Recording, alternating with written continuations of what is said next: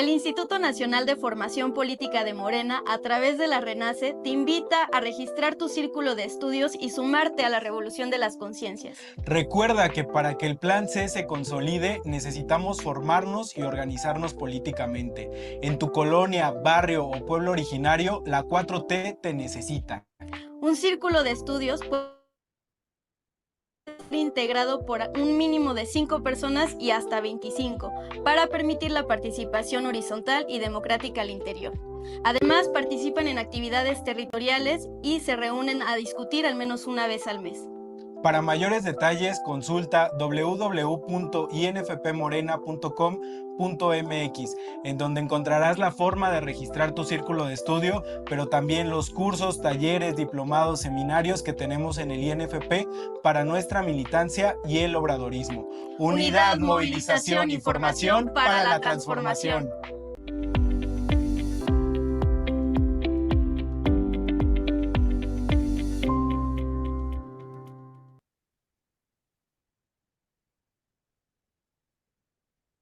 Bueno, hola, buenas tardes, compañeras y compañeros.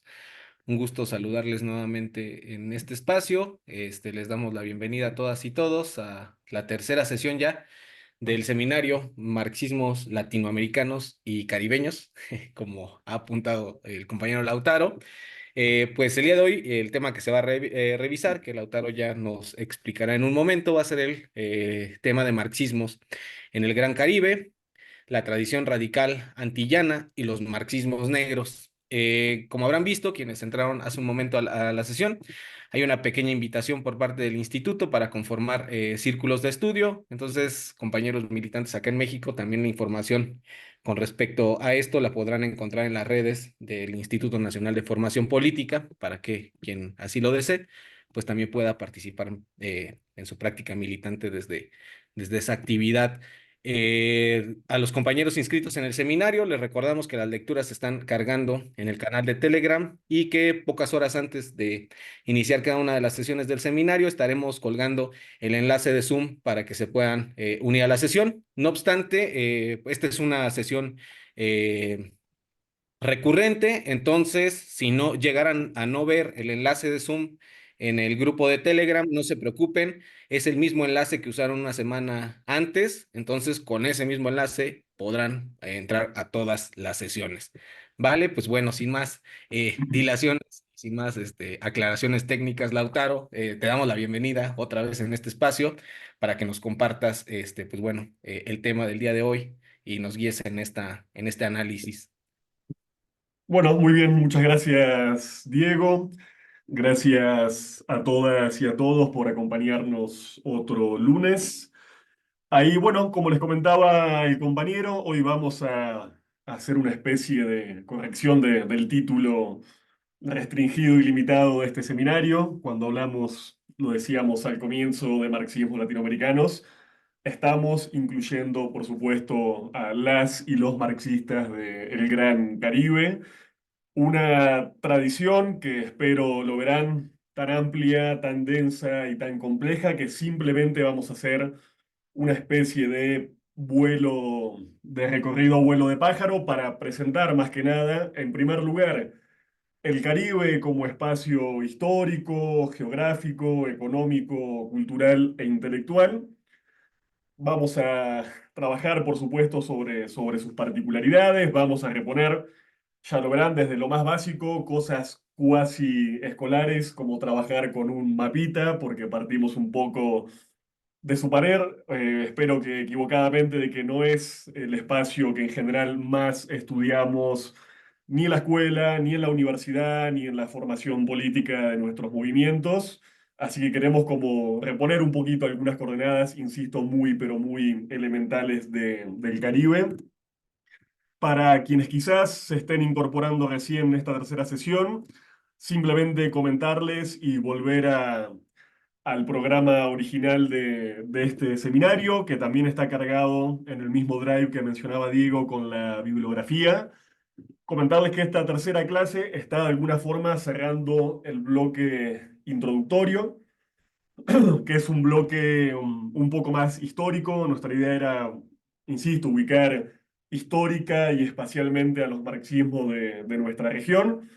Un poco la primera clase partimos, por supuesto, de la tradición clásica del marxismo de tipo europeo, vimos algunas cosas sobre los fundadores de la tradición, de Marx, de Engels, trabajamos sobre todo con algunos textos tardíos que nos permitían quizás enfocar un poco más correctamente los problemas específicos de nuestra región y lo que vamos a ver a partir de la próxima clase como una serie de temas barra problemas que van a estructurar el seminario. Insisto, lo que sigue no va a estar ordenado en un sentido cronológico, tampoco va a estar estrictamente ordenado por autoras o por autores o por líderes o lideresas, sino que vamos a seguir más bien el camino de debates concretos, políticos, intelectuales, de cierta urgencia de esta tradición, pero bueno, antes de eso tenemos que cerrar un poco esta mirada global. En la segunda clase, la clase anterior del otro lunes, habíamos trabajado, si recordarán, sobre la llegada de las primeras ideas socialistas a América Latina, primero tratándose de ideas muy vagas, muy generales, hablamos de una especie de gran familia de conceptos y sensibilidades y figuras de este primer socialismo que de alguna forma convivía y a la vez competían en su seno tradiciones estrictamente marxistas, socialistas utópicos, anarquistas, anarcosindicalistas e incluso hasta vimos socialistas de inspiración cristiana. Pero bueno, un poco esa historia que trazamos, si recuerdan la última clase con el debate entre Michel Lowy, Agustín Cueva, con algunos historiadores que venimos ya trabajando de la historia del marxismo, vamos a ver que trabajamos sobre un sesgo latinoamericanocéntrico bastante pronunciado. En general hablamos de los países de Sudamérica, de México, un poco, bastante limitadamente de Centroamérica, pero el espacio caribeño nos quedó completamente por fuera, digamos. Fue un poco una lección, pero un poco, hay que decirlo, y es nuestro punto de partida para esta clase, es una limitación concreta que encontramos en la mayoría de las historias de las que disponemos hasta la fecha sobre el marxismo de nuestra América, ¿no? Muy limitado al espacio latinoamericano, al territorio continental.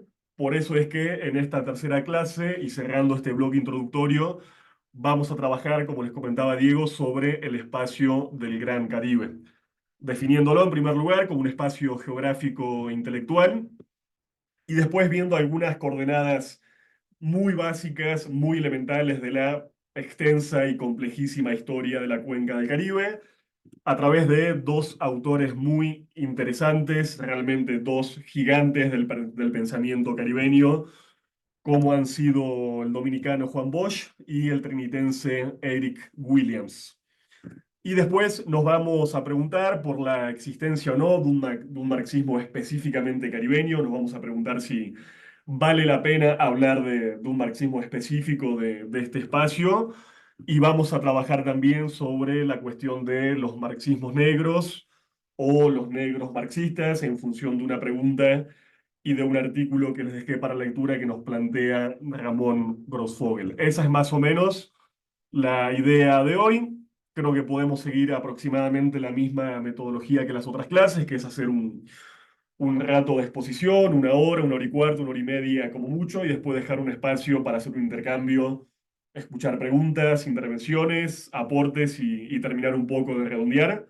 Lo que insisto y quisiera ser bastante enfático con esto es apenas un paneo muy general. Podríamos trabajar muchísimo tiempo en torno a estos contenidos e incluso eso requeriría de una experticia que no tengo, digamos. Realmente conozco pocas personas que conozcan la totalidad del pensamiento caribeño. En general se tiende a segmentar por autores, autoras, periodos históricos o bueno, haciendo una serie de cortes en el espacio Caribe que vamos a ver a continuación. Bueno, hecho un poco ese planteo, simplemente recordarles que, como decía Diego también, está la bibliografía en este drive que compartimos en común, que vamos actualizando semana a semana. Ahí, como les comentaba, hay un texto del sociólogo puertorriqueño Ramón Grossfogel, un texto que me parece que es breve, es bastante concreto, no tiene ningún tipo de lenguaje ampuloso y permite plantear no solamente una serie de preguntas para definir estos marxismos, sino una serie de aportes concretos que en la clase de hoy vamos a dejar más o menos presentados y que no tengan apuro, los vamos a trabajar y profundizar en las próximas sesiones. Y les dejé también uno de los ensayos de un libro que salió hace relativamente muy poquito tiempo, compilado por Claxo, que habla justamente de estos dos grandes autores que nos van a interesar bastante el día de hoy, Juan Bosch y Eric Williams, por motivos que vamos a ver a continuación, pero básicamente me pareció un texto de interés para nosotros y nosotros, porque de alguna forma sintetiza de manera bastante amena esta complejísima y extensa historia del Caribe. Les dejé bastante bibliografía complementaria, quizás la puedo mencionar un poquito mejor más adelante, pero bueno, como siempre, recomendarles muchísimo las lecturas porque realmente creo que nos permiten abrir un poco nuestro mapa cognitivo y bueno, básicamente tomar conciencia de un montón de cosas que todavía ignoramos y de las que tenemos que trabajar y profundizar. Creo que como académicos, como militantes políticos, como figuras públicas, nada, me parece que son conocimientos que tienen cierta relevancia. Así que bueno, como les decía, mi idea es empezar por algo tan simple como un mapa. No sé si ahí los compas del INFP nos pueden hacer el favor de compartir ese mapita que les envié de la cuenca del Caribe. Claro que sí, sí, permíteme.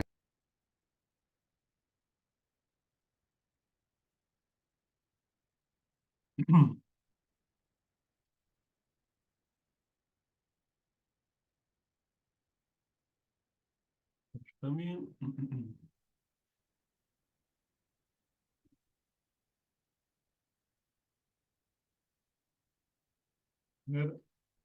Bien, perfecto. Asumo que todos y todas están viendo el mapa. Primero decir que este mapa se lo debemos a un colega y amigo, un investigador español muy conocedor del espacio caribeño que hizo esta reconstrucción de la cuenca del Caribe en un libro que incluso también les dejé un fragmento en la bibliografía complementaria que se llama Marxismo Negro, el pensamiento descolonizador del Caribe anglófono. Él es Daniel Montañez Pico y desde ya agradecerles, excusarme por este robo temporal y recomendarles su lectura.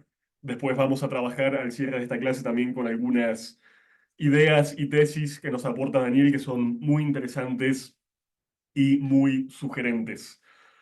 Primero, bueno, partir, insisto, de un espacio que, me disculparán si aquí estamos en presencia de caribeños y caribeñas, sé que sí, pero es más que nada para hacer un piso en común y que tengamos básicamente la capacidad de ubicar geográficamente algunos países para entender también desde qué espacio y desde qué situacionalidad están pensando algunas de las figuras de las que vamos a hablar. Siempre definir el Caribe es complejo. Hasta el día de hoy, geógrafos, historiadores, estudiosos de la cultura e incluso los propios y las propias marxistas siguen discutiendo cuál es la forma más adecuada de definir el Caribe, ¿sí? Obviamente tenemos que referirnos en un primer lugar a la presencia de un mar que es absolutamente determinante, el mar Caribe, para algunos y para algunas una especie de equivalente en nuestro hemisferio a lo que el Mediterráneo es en Europa, es decir, como una especie de mar de encuentro de culturas y a la vez como un espacio, y lo vamos a ver también, geopolíticamente muy denso y pero muy relevante, ¿sí?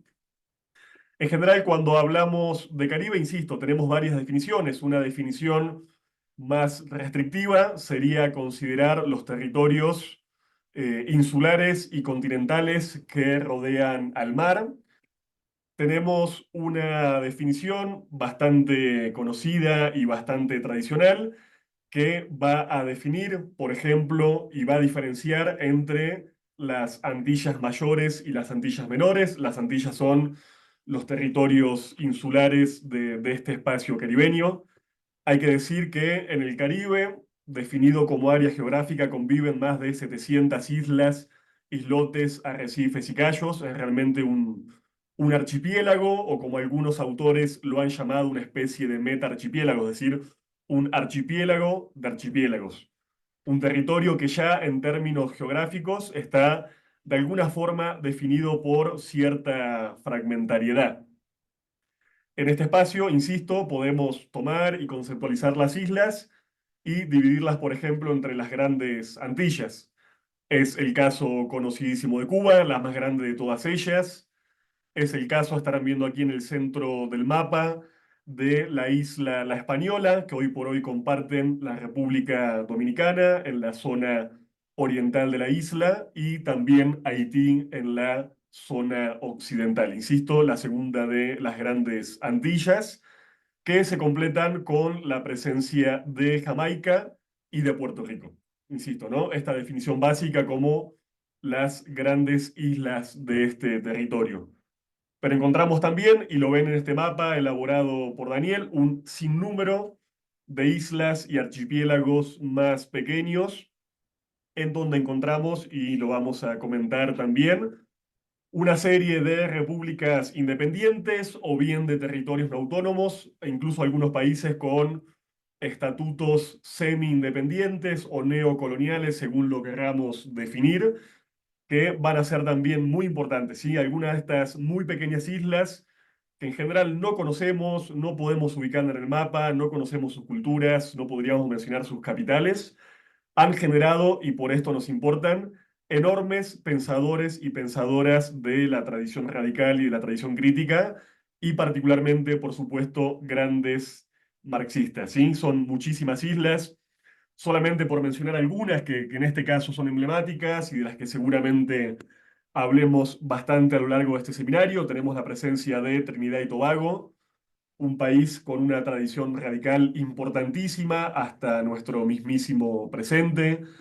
Tenemos, por ejemplo, bueno, San Vicente y las Granadinas, un archipiélago que ni más ni menos nos dio hasta hace muy poquito tiempo al presidente pro tempore de la CELAC, ni más ni menos un presidente oriundo de un país insular, archipiélago muy, pero muy pequeño, condujo hasta hace poco tiempo y orientó el espacio de integración latinoamericana y caribeña más importante y representativo en toda la historia de nuestro continente. Tenemos Barbados, también un pequeño territorio que ha dado grandísimos y grandísimas ensayistas y poetas.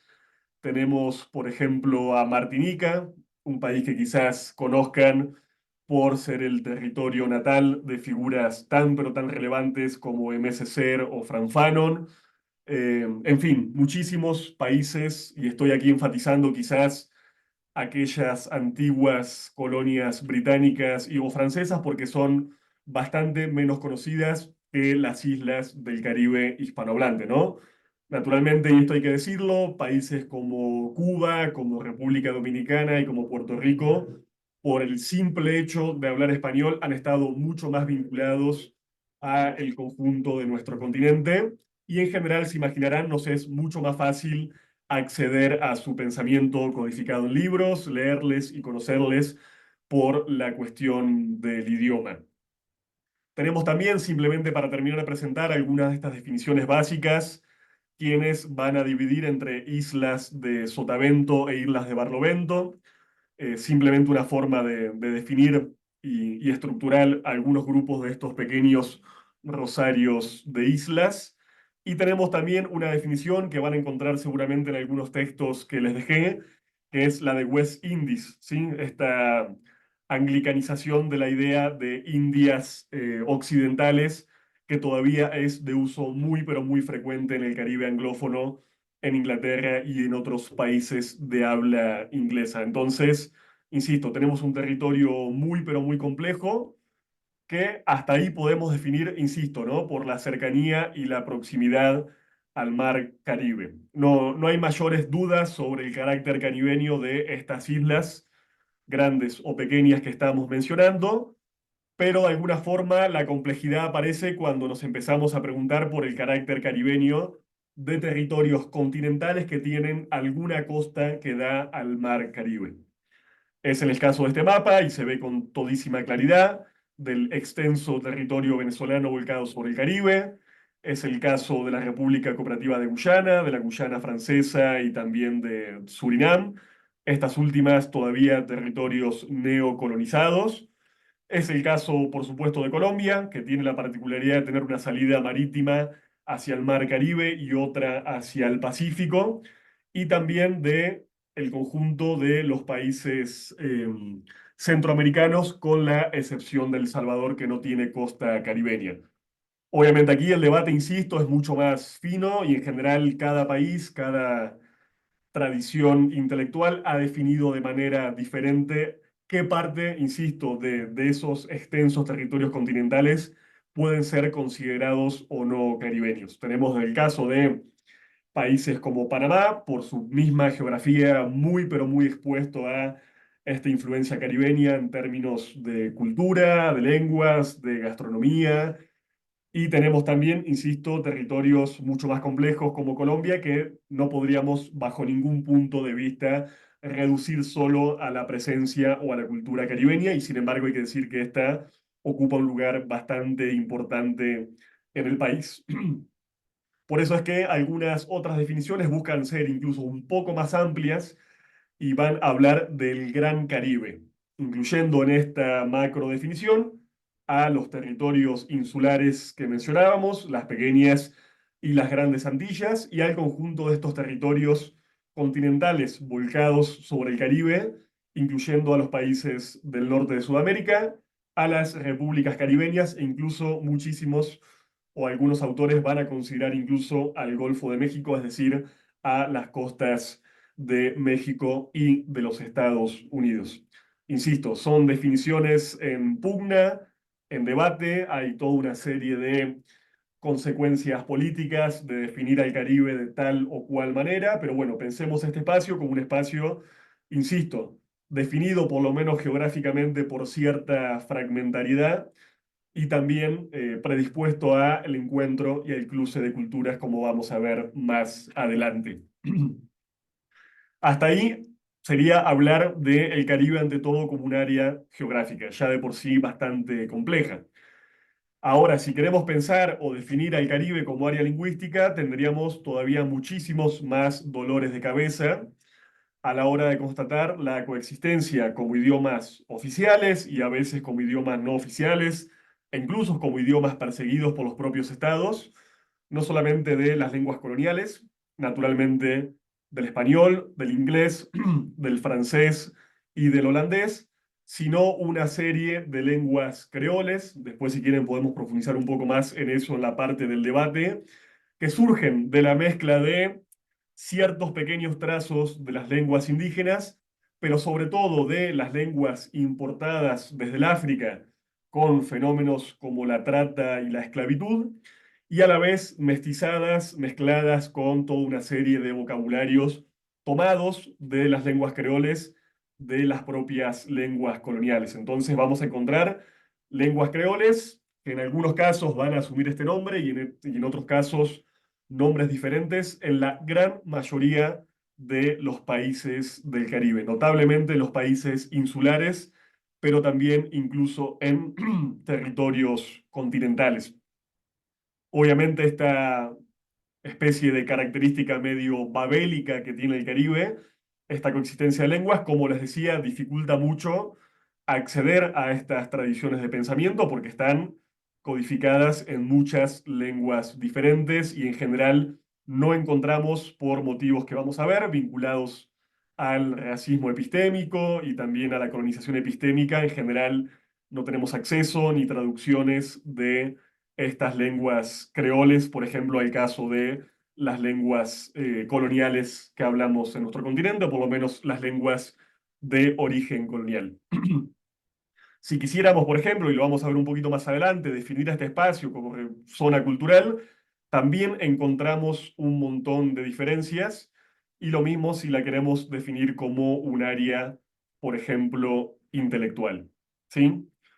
Entonces, bueno, partiendo de todas estas complejidades, les dejé en la bibliografía complementaria un libro de un autor, literato y ensayista cubano que se llama Antonio Benítez Rojo, un libro que se llama La isla que se repite.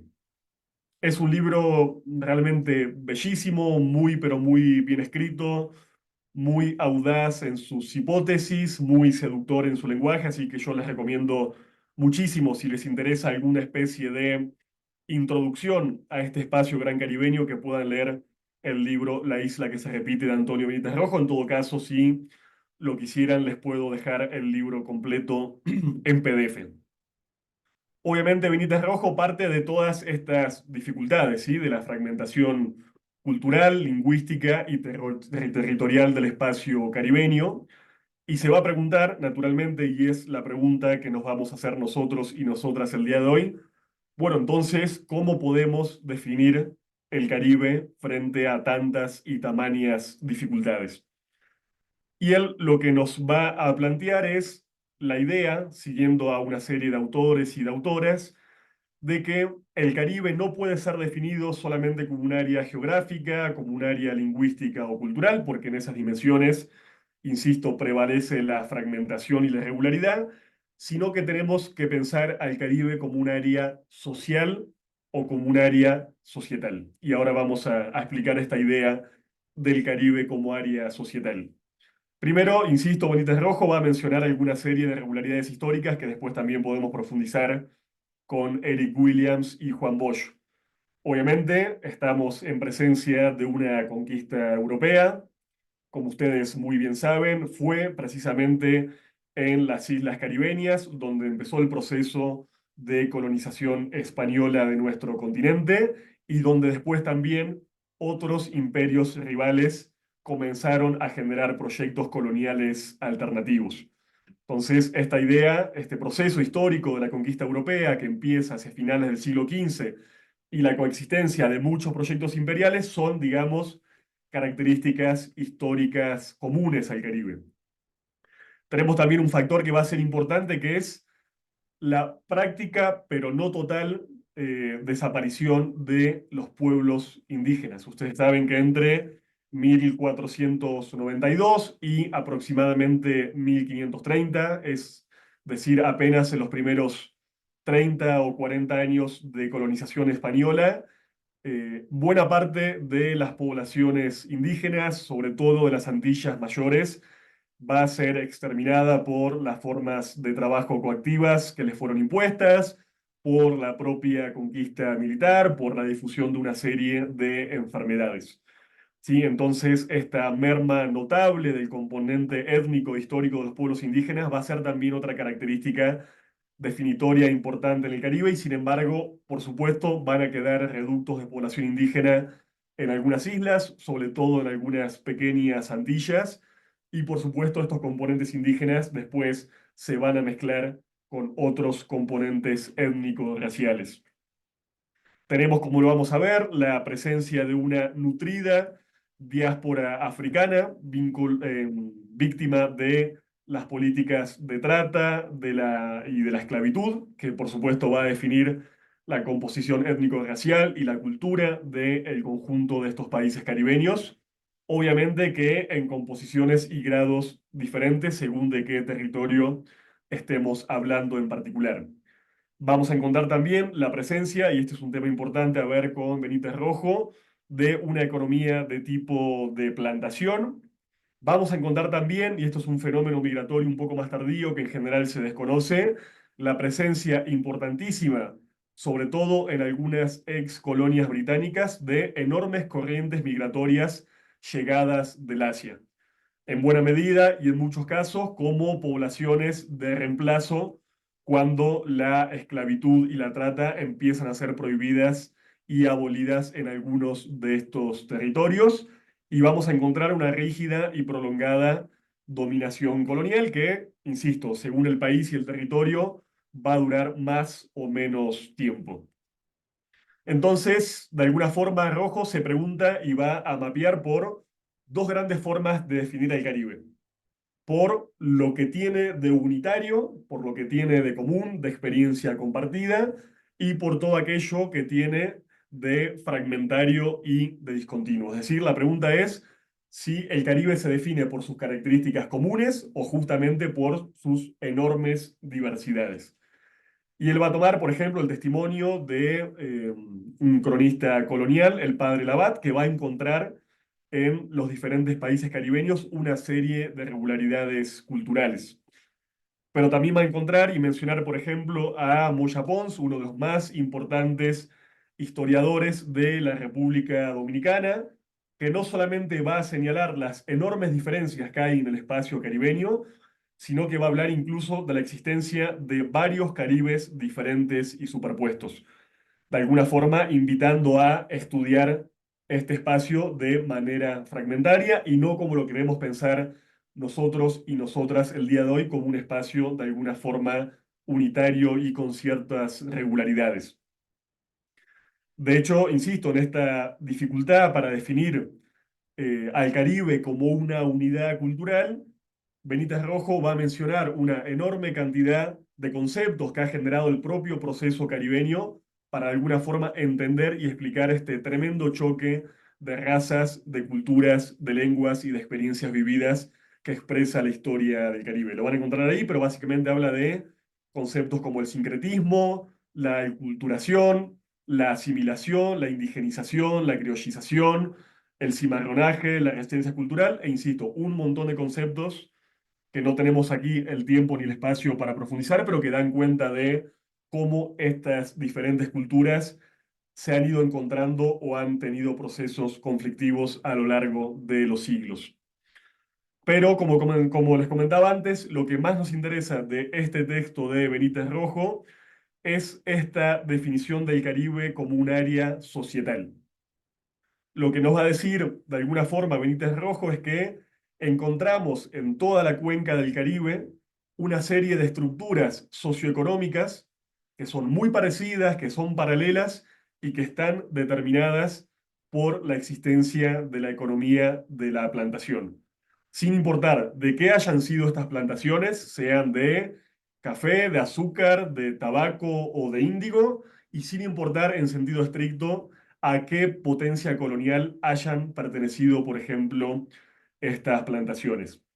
Aquí un comentario muy básico, digamos. Cuando hablamos de la plantación, estamos hablando de alguna forma de una unidad productiva que fue característica del espacio caribeño, generada para la producción intensiva de productos agrícolas de las zonas tropicales para su exportación y consumo principalmente en Europa, aunque también en algunos casos para los Estados Unidos.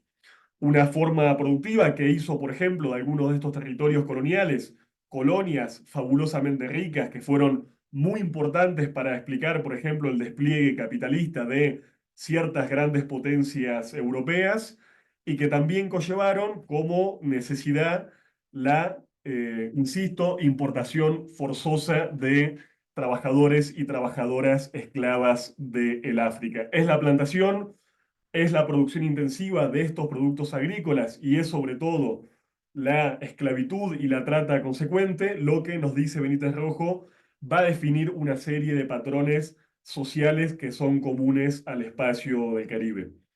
Obviamente él también lo va a decir, la plantación no fue exclusiva tan solo de los territorios estrictamente caribeños, sino que encontramos, por ejemplo, plantaciones algodoneras en todo el sur de los Estados Unidos y encontramos una importante economía de plantación también, por ejemplo, en el nordeste brasileño, lo cual, paradójicamente o no, también le va a dar a estos territorios características comunes con el conjunto de las islas y territorios continentales del Caribe.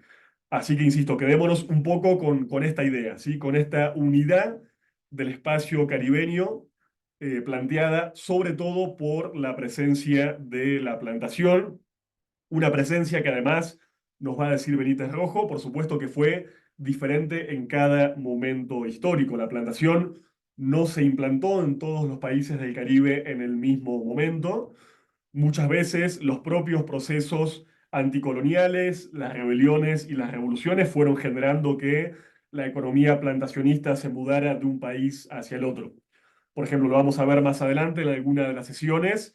Uno no puede entender el despliegue masivo de las plantaciones, por ejemplo, en Cuba, sin entender que la revolución haitiana, triunfante en el año 1804, derrotó la economía plantacionista, derrotó a los proyectos coloniales en aquella parte de la isla La Española y obligó a que ese capital mercantil y plantacionista se fuera desplazando hacia otras islas. Entonces, esta misma definición de la plantación nos obliga de alguna forma a hacer un corte diacrónico que nos lleva a estudiar la evolución de estas sociedades caribeñas a lo largo de los últimos siglos. Justamente para eso, para entender esa evolución histórica, quería hablarles un poco de la figura de Eric Williams y de Juan Bosch. Ahí le pido también a los compas del INFP si nos pueden compartir una fotito que les mandé complementaria al tema del mapa. Claro que sí.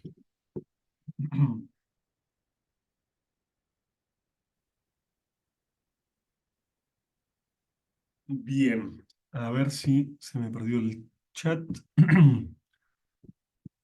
Ahí preguntarles, con toda sinceridad, ¿conocían a estas dos figuras? Juan Bosch, quien está a su izquierda, Eric Williams a su derecha, intelectuales y políticos del Caribe de los que vamos a hablar un poquito ahora. A ver qué me dicen. Bosch sí, Williams no, no, carita triste, a Bosch sí. Bien, creo que tenemos, bueno, mira, hay una excepción ahí que conoce a Williams. Podemos decir, a ver, 50% desconocimiento total y del otro 50% la mayoría conoce más bien a Bosch que a Eric Williams. Bueno, estas figuras, gente, son absolutamente fundamentales, no solamente para la historia de sus respectivos países, sino para el conjunto del Caribe y, me atrevo a decir, sin riesgo a equivocarme, para el conjunto de América Latina y el Caribe. Son dos figuras absolutamente descollantes del siglo XX caribeño que comparten casualmente un montón de similitudes, ¿sí? Ahora que nos preguntamos por las similitudes y las regularidades del espacio caribeño, hay que decir que las propias trayectorias biográficas, políticas e intelectuales de estos personajes se tocan en más de un punto. A ver, empecemos con Williams, quien me dicen que es el menos conocido. Bueno, él es trinitense, oriundo de la isla de Trinidad y Tobago. Él es una figura muy importante porque fundó el primer gran partido nacionalista de su país, el Movimiento Nacional del Pueblo, en el año 1956. Tenemos que pensar, para pensar en estos dos autores, que por supuesto el fin de la Segunda Guerra Mundial y el proceso de descolonización que empieza primero en África y después se extiende al Asia en diferentes oleadas históricas, va a generar también, por supuesto, mucho revuelo en el Caribe, espacio en el que, vamos a ver justamente con estos autores, coexistieron muchísimos proyectos coloniales.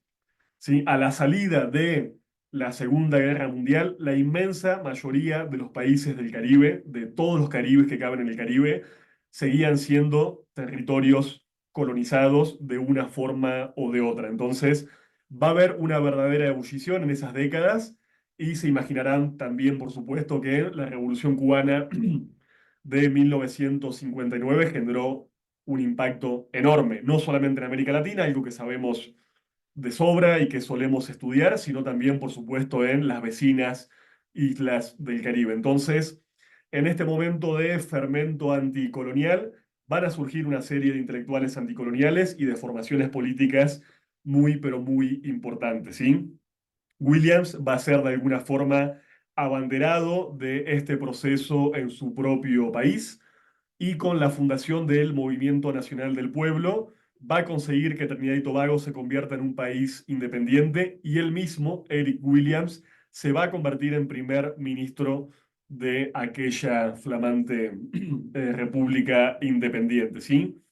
La historia de Williams, como la de buena parte de la intelectualidad del Caribe anglófona, está muy vinculada, por supuesto, al tema de Inglaterra. Él hizo una estancia para estudiar allí, se formó originalmente como historiador e hizo su doctorado en la Universidad de Oxford, ¿sí? Además de ser obviamente influenciado por el ciclo descolonizador de la Segunda Posguerra y más adelante también por la Revolución Cubana, él va a ser muy influenciado por otro movimiento del que también podemos conversar, que fue el movimiento panafricanista, sobre todo con la influencia enorme en el espacio del Caribe de figuras como Marcus Garvey o, por ejemplo, del comunista George Padmore. ¿Sí? Este movimiento panafricano se va de alguna forma a cocinar en el propio territorio británico porque hay que entender eso, muchas veces la potencia colonial, la metrópoli colonial, termina siendo el espacio de encuentro de una serie de territorios coloniales que solamente se pueden encontrar, insisto, en la propia metrópoli. Entonces, cuando Williams va y estuvo en la Universidad de Oxford, se empieza a encontrar con un montón de migrantes políticos e intelectuales de diferentes colonias británicas y va a ser, insisto, muy pero muy influenciado por este movimiento panafricanista. Williams no solamente va a ser un nacionalista muy importante en la historia de su país, sino que también va a ser un destacado promotor de la integración de los territorios caribeños. Él, de hecho, va a trabajar en un espacio construido por la propia metrópolis colonial que se llamó la Comisión del Caribe, pero que le permitió viajar por el conjunto de las islas, particularmente por los territorios anglófonos, y terminar de comprender ese complejísimo universo que él va a proponer de manera muy temprana, de alguna forma, lograr integrar y federar.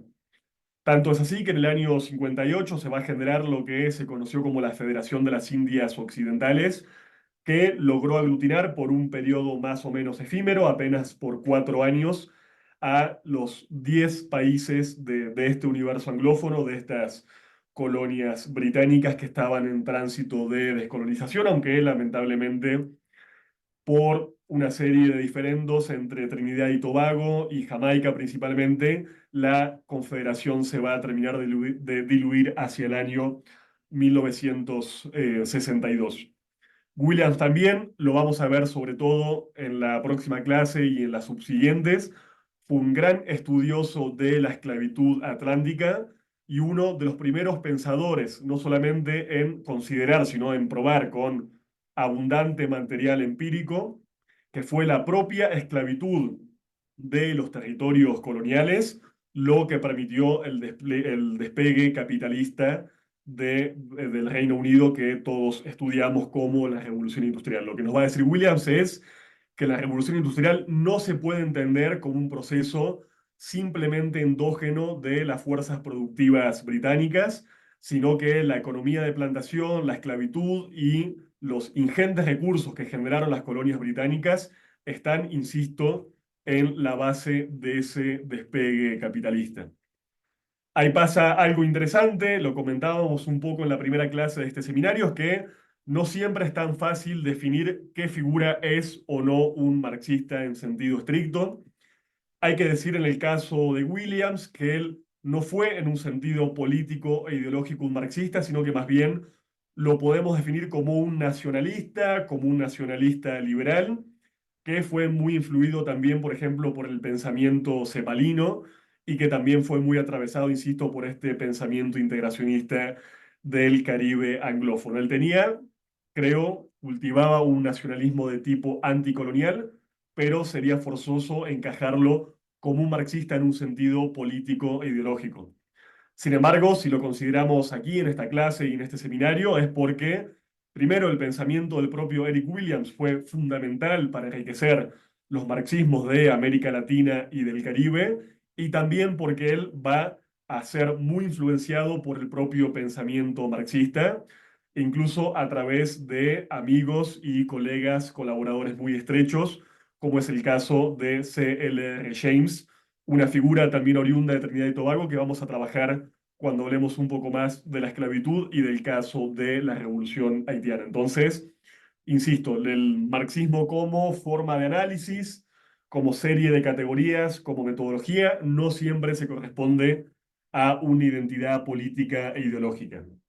Bueno, Williams escribió textos muy importantes, El negro en el Caribe en el año 1944, y sobre todo este texto importantísimo que se llama Capitalismo y Esclavitud, publicado en el mismo año, que en realidad es el resultado de la reelaboración de su tesis doctoral en Oxford. Insisto, un libro demasiado importante para la tradición de los marxismos de nuestra región. También fue un importante historiador de su país, como lo demostró en el libro Historia del Pueblo de Trinidad y Tobago, e insisto, escribió muchísimas más obras, además de haber tenido una muy destacada labor política en su país y en el conjunto del Caribe anglófono. Hasta ahí Williams. El caso de Juan Bosch, obviamente, me lo imaginé, es un poco más conocido por provenir de el Caribe hispanohablante. Juan Bosch fue un dominicano, de hecho falleció no hace tantísimo tiempo, falleció en este siglo, en el año 2001, y de alguna forma les comentaba, es una figura que podemos considerar como equivalente a Williams en su propio país, la República Dominicana, ¿sí? En el caso de Bosch, la relación con el marxismo, digámoslo así, la tenemos que básicamente temporizar. Su formación temprana no fue en el campo del marxismo. Él también podemos pensarlo tempranamente como un nacionalista anticolonial dominicano. Él fue muy influenciado por el pensamiento de algunas figuras claves del pensamiento antillano, sobre todo, insisto, de las Astillas hispanohablantes, como es el caso de Hostos. Tenemos que ahí entender que, por supuesto, el pensamiento radical antillano, puntualmente el de Puerto Rico, República Dominicana y Cuba, siempre estuvo muy estrechamente enlazado en términos históricos, hasta el punto de que muchas figuras hoy son consideradas patriotas nacionales en uno, dos o hasta tres de estos países. Bueno, en el caso de Bosch, él estuvo muy influenciado por este pensamiento antillanista anticolonial y empezó a evolucionar hacia el marxismo, obviamente también bajo el influjo de la Revolución Cubana. De hecho, Bosch llegó a ser amigo personal de Fidel Castro, pero también por un hecho que lo va a marcar a fuego. Bosch también va a construir no uno, sino dos partidos muy importantes de la historia dominicana, incluso determinantes en la política contemporánea del país hasta el día de hoy. Primero el PRD y después el PLD, el Partido de la Liberación Dominicana. Bueno, con estos partidos, Bosch va a llegar a ser ni más ni menos que presidente de la República, pero va a gobernar tan solo 7 meses, va a ser presidente durante apenas 7 meses en el año 1963 y va a ser depuesto por un golpe de Estado.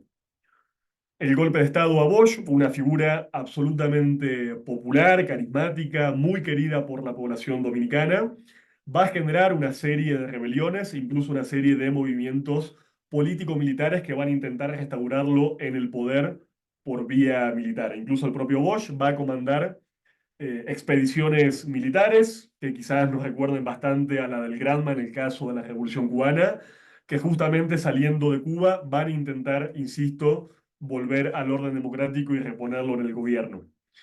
Esta serie de convulsiones sociales, realmente muy populares y muy radicales, van a llevar a que Estados Unidos defina ocupar el país en el año 1965, ocuparlo por segunda vez, ya lo había hecho en las primeras décadas del siglo. Este hecho, en palabras del propio Bosch, la ocupación del país va a ser un hecho absolutamente traumático para él y lo va a terminar de llevar a la comprensión de la complejidad del fenómeno del imperialismo, un fenómeno que va a empezar, insisto, a estudiar y entender desde la óptica del marxismo. Entonces, podríamos hablar de alguna forma de una especie de Bosch pre-marxista y un Bosch que se acerca cada vez más hacia esta corriente de pensamiento desde la década del 70 y a partir de la década del 70. ¿Sí? De hecho, él va a generar textos muy importantes, pensando, por ejemplo, la formación social y nacional dominicana, y va a estudiar fenómenos como lo que él va a llamar el pentagonismo, definida como una especie de fase de la política imperial en América Latina y el Caribe. En el caso de Bosch, digámoslo así, sí podemos pensarlo entonces en este segundo momento como un marxista en términos teóricos o metodológicos, aunque él nunca subrayó demasiado su identidad marxista o socialista o comunista, más que nada por sostener una serie de diferendos, por ejemplo, con el comunismo y el socialismo tal cual estaba siendo construido en esas décadas, ni más ni menos que en la Unión Soviética. Entonces, él no va a ser tanto profesión de fe de una identidad socialista o comunista, pero sí, insisto, va a aplicar elementos importantísimos del marxismo en su producción teórica e intelectual, ¿sí? Bosch va a ser, sin duda, la figura más descollante del siglo XX dominicano, y piensa en la enorme capacidad de esta gente. No solamente va a ser presidente de su país, no solamente va a ser el líder más popular del siglo XX dominicano, no solamente va a generar partidos de masas todavía importantísimos en la coyuntura actual de la República Dominicana, sino que también va a ser considerado como uno de los principales literatos de la historia nacional, destacando enormemente como cuentista y novelista. O sea, realmente, y esto un poco lo traigo a colación en relación al debate que teníamos la semana pasada, ¿no? ¿Se acuerdan con Agustín Cueva discutiendo con Michael Lowy? No podemos dejar de pensar que el marxismo en América Latina y el Caribe no solamente se expresa en libros, en ideas, en teorías y en conceptos, sino que no deja de expresarse en el caso de la cultura y muchas veces en el caso de la cultura más selecta y desarrollada. Entonces, creo que es, insisto, importante destacar también este carácter literario de la figura de Juan Bosch, que fue una figura muy importante y que les recomiendo leer como historiador, como político y también como literato. Bueno, si hablamos de estas dos figuras, de Eric Williams y de Juan Bosch, es por esta serie de puntos de intersección que estábamos mencionando, pero sobre todo por una particularidad enorme. Porque ambos, Bosch y Williams, escribieron, cada uno por su lado, historias sobre el conjunto del espacio caribeño que van a publicar en el mismo año, en el año 1970, con nombres prácticamente idénticos. O sea, miren ustedes la casualidad, y obviamente, y eso se ha estudiado y comprobado, sin mediar plagio ni conocimiento recíproco del trabajo que el otro estaba haciendo. El libro de Juan Bosch se va a llamar De Cristóbal Colón a Fidel Castro, el Caribe, frontera imperial. Y vamos a volver más adelante, por supuesto, a este concepto de la frontera imperial. Y el libro de Williams se va a llamar De Colón a Castro, la historia del Caribe 1492-1969. Insisto, dos autores, dos caribeños, escribiendo libros con enfoques muy parecidos y haciendo exactamente el mismo recorte, tomando la llegada de Colón a las Antillas en 1492 como punto de partida de la historia moderna del Caribe y tomando a la Revolución Cubana como gran hito de la historia contemporánea y como parteaguas histórico del siglo XX en nuestra región. Obviamente esta coincidencia de objetivos y de títulos no va a implicar que los análisis ni que tampoco los conceptos sean exactamente equivalentes, pero sí vamos a ver una serie de aires de familia. Por eso yo les comentaba al comienzo, les dejé un ensayo de este libro compilado por Claxo que presenta una serie de interpretaciones y análisis sobre esta feliz coincidencia en la obra de Williams y de Juan Bosch. ¿En qué cosas sí van a coincidir ambos autores? Bueno, primero en decir, como ya lo había dicho el propio Williams y antes otras figuras, que tenemos que situar la relevancia estratégica del Caribe para pensar el desarrollo capitalista en Europa, en primer lugar, y después para entender la fenomenal expansión económica y geopolítica de los Estados Unidos, que como ustedes bien saben, va a comenzar con la conquista de México a mediados del siglo XIX y se va a consolidar con la conquista de una serie de territorios caribeños hacia 1898. Insisto, no podemos pensar la historia de las grandes metrópolis coloniales, no podemos pensar ni siquiera la historia de las grandes revoluciones burguesas que estudiamos en el colegio o en las universidades, como es el caso de Francia o Estados Unidos, sin situar la importancia tremenda del Caribe, sin pensar en el comercio triangular entre el Caribe, África y Europa, con productos manufacturados, con esclavos y productos tropicales que viajan en esa especie de comercio triangular. Entonces, este punto de partida tiene que ver con, insisto, situar al Caribe en la propia historia y geopolítica global. Otro punto de partida común de ambos autores va a ser, por supuesto, y lo veíamos también con Antonio Benítez Rojo, pensar y mencionar la fragmentación territorial e identitaria que hay en el Caribe. No podemos dejar de pensar a un Caribe definido también por su heterogeneidad histórico-estructural. Por eso mismo, por esa misma diversidad y heterogeneidad que ya veíamos antes, es que las historias de Williams y Bosch son tan, pero tan importantes para nosotros y para nosotras. Primero, porque utilizan, obviamente, categorías y parte del marco conceptual del propio marxismo, de las teorías críticas en general negras y afrontillanas, pero también porque van a ser las primeras historias globales del espacio caribeño, a lo largo de un periodo absolutamente dilatado de 5 siglos, o de, para ser estrictos, 4 siglos y medio. Entonces, el gran aporte es que por primera vez, y recién hace medio siglo, tenemos las primeras historias completas e integrales del conjunto del Caribe. Los que hasta ese momento teníamos en general eran historias nacionales, la historia de tal o cual país, de tal o cual isla, o a lo sumo la historia de los diferentes proyectos coloniales, es decir, la historia de las colonias anglófonas, la historia de los países hispanohablantes, la historia de Haití, la historia de tal o cual territorio. Entonces, en este debate, en esta tensión entre lo unitario y lo fragmentario, entre lo que Benítez Rojo llamaba las fuerzas centrífugas y las fuerzas centrípetas, lo importante, insisto, de estas dos enormes y voluminosas obras históricas es que nos permiten pensar al Caribe como una totalidad. Obviamente es un esfuerzo absolutamente complejo que les va a llevar muchísimos años de investigación. Hay una tesis también importante que sobre todo la va a trabajar Juan Bosch, que nos interesa, que tiene que ver con esta definición de el imperio español como una especie de imperio sin imperialismo. Es decir, como un país, como una metrópoli que tuvo la capacidad de conquistar buena parte de todo el hemisferio occidental, pero que no tuvo la capacidad de hacer una ocupación efectiva del territorio y en general no tuvo la capacidad de desarrollar economías de tipo moderno, como fue, por ejemplo, el caso de la economía de plantación. Rápidamente, cuando el Imperio Español empieza a descubrir los fabulosos yacimientos minerales que se encuentran, por ejemplo, en el México o en el Perú, su atención colonial imperial se va a centrar en ir a esos territorios y en básicamente en extraer y vender esos minerales en Europa. Pero no se van a generar, insisto, iniciativas productivas coloniales de tipo moderno.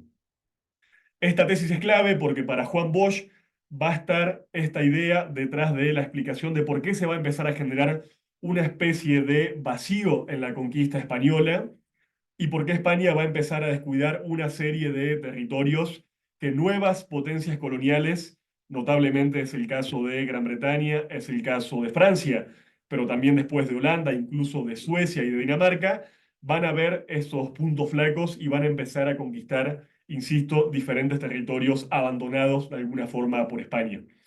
No podemos entender esta fragmentariedad del espacio caribeño y no podemos entender la coexistencia de diferentes proyectos coloniales si no entendemos, insisto, por qué el Imperio Español fue de alguna forma débil para garantizar el control de ese vastísimo territorio. Es un poco esta idea la que nos lleva a este concepto tan importante de definir con Juan Bosch al Caribe como una frontera imperial, ¿sí? Lo que está definiendo Bosch cuando habla del Caribe como frontera imperial es que, de alguna forma, todo lo que acontece a lo largo de varios siglos en Europa tiene repercusiones inmediatas en el espacio del Gran Caribe.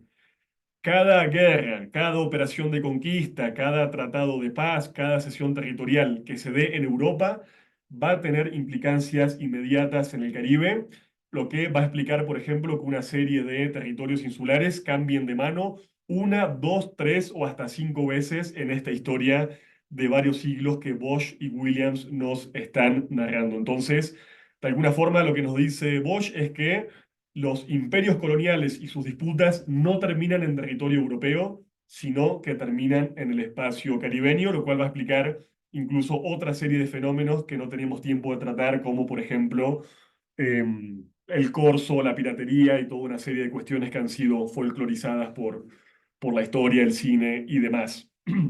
Entonces, como una forma de síntesis, que creo que nos es bastante útil, Bosch nos va a decir que el Caribe, la historia del Caribe es la historia de la lucha de varios imperios contra los pueblos de la región, pero que a la vez es la historia de la lucha de diferentes imperios entre sí para arrebatarse diferentes dominios. Y que en tercer lugar, y no menos importante, la historia del Caribe es la lucha de los pueblos caribeños para librarse de sus propios amos. Obviamente, insisto, esta definición es la que nos permite de alguna forma sintetizar esta idea de la frontera imperial europea, frontera a la cual se va a sumar desde fines del siglo XIX y sobre todo en el siglo XX, también la presencia de los propios Estados Unidos, que van a desarrollar su propio proyecto colonial y que también le van a arrebatar a España algunas posesiones. Incluso no podemos entender la tristemente célebre doctrina Monroe sin esta disputa por el espacio caribeño. Sí, la doctrina Monroe la podemos incluso pensar como una especie de definición de un área de exclusividad imperial, primero en el espacio de la cuenca del Caribe. Y obviamente también esta historia extensísima que nos van a contar Bosch y Williams va a ser la historia de la esclavitud, la plantación y la trata como fenómenos que están en el origen de la construcción de una identidad caribeña. Si no podemos pensar fenómenos como el exterminio indígena, insisto, la esclavitud plantacionista sin entender esta disputa de diferentes proyectos imperiales. Entonces, insisto, les vuelvo a recomendar que puedan leer este pequeño ensayo del libro de Claxo o si quieren directamente les puedo, por supuesto, subir las historias de Bosch y Williams. En el caso de Williams la tengo en inglés y en el caso de Bosch, por supuesto, disponible en español. Entonces, bueno, un poco hasta acá pudimos, insisto, ver las dificultades de definir al Caribe como espacio geográfico, las enormes heterogeneidades que tenemos al momento de definir al Caribe como espacio cultural, pero vimos una especie de unidad histórica en esta gran narrativa de 4 siglos y medio que nos cuentan Bosch y Williams. También les dejé, porque ahora vamos a empezar a pensar al Caribe como un área específicamente intelectual, otro material también de Claxon muy interesante que es una antología del pensamiento crítico del Caribe, ¿sí? De las Antillas anglófonas, francófonas, neerlandesas, que excluye a los países del Caribe hispanohablante y Haití por, bueno, ser territorios un poco más conocidos y porque el propio Claxon incluso generó materiales particulares sobre esos universos intelectuales. Pero si quieren tener una especie de pantallazo general de una serie de figuras o autores, quizás expresados de forma un poco telegráfica, les recomiendo también que accedan a ese material que está como parte de la bibliografía complementaria.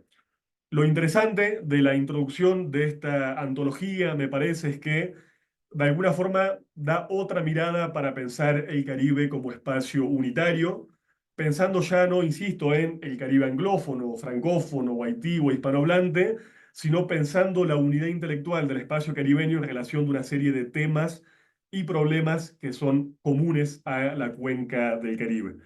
Entonces, esta antología va a trabajar una serie de autores y autoras de muchísimos países y territorios todavía no autónomos que van a versar sobre el tema de la identidad cultural. Se imaginarán que la identidad cultural, la identidad nacional tan importante en las periferias del mundo, es un tema particularmente sensible en países que han sido parte de uno, dos o tres proyectos coloniales diferentes y que muchas veces se sienten más cercanos a su propia metrópoli colonial que respecto a quizás un país vecino que está apenas a algunos minutos de barco, ¿sí? Territorios realmente muy, pero muy cercanos en términos geográficos, a veces están muy, pero muy distanciados en términos históricos y culturales.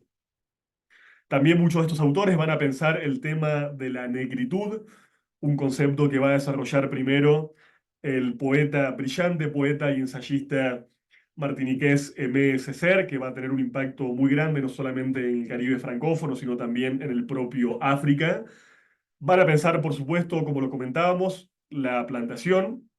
Muchos de estos autores y autoras van a pensar no solamente la plantación como un hecho histórico que terminó con la abolición de la esclavitud, sino como una forma de economía y como una forma de estructura social que determinó absolutamente la construcción de estas sociedades y que tiene hoy, en pleno siglo XXI, implicancias enormes para pensar, por ejemplo, la propia economía contemporánea.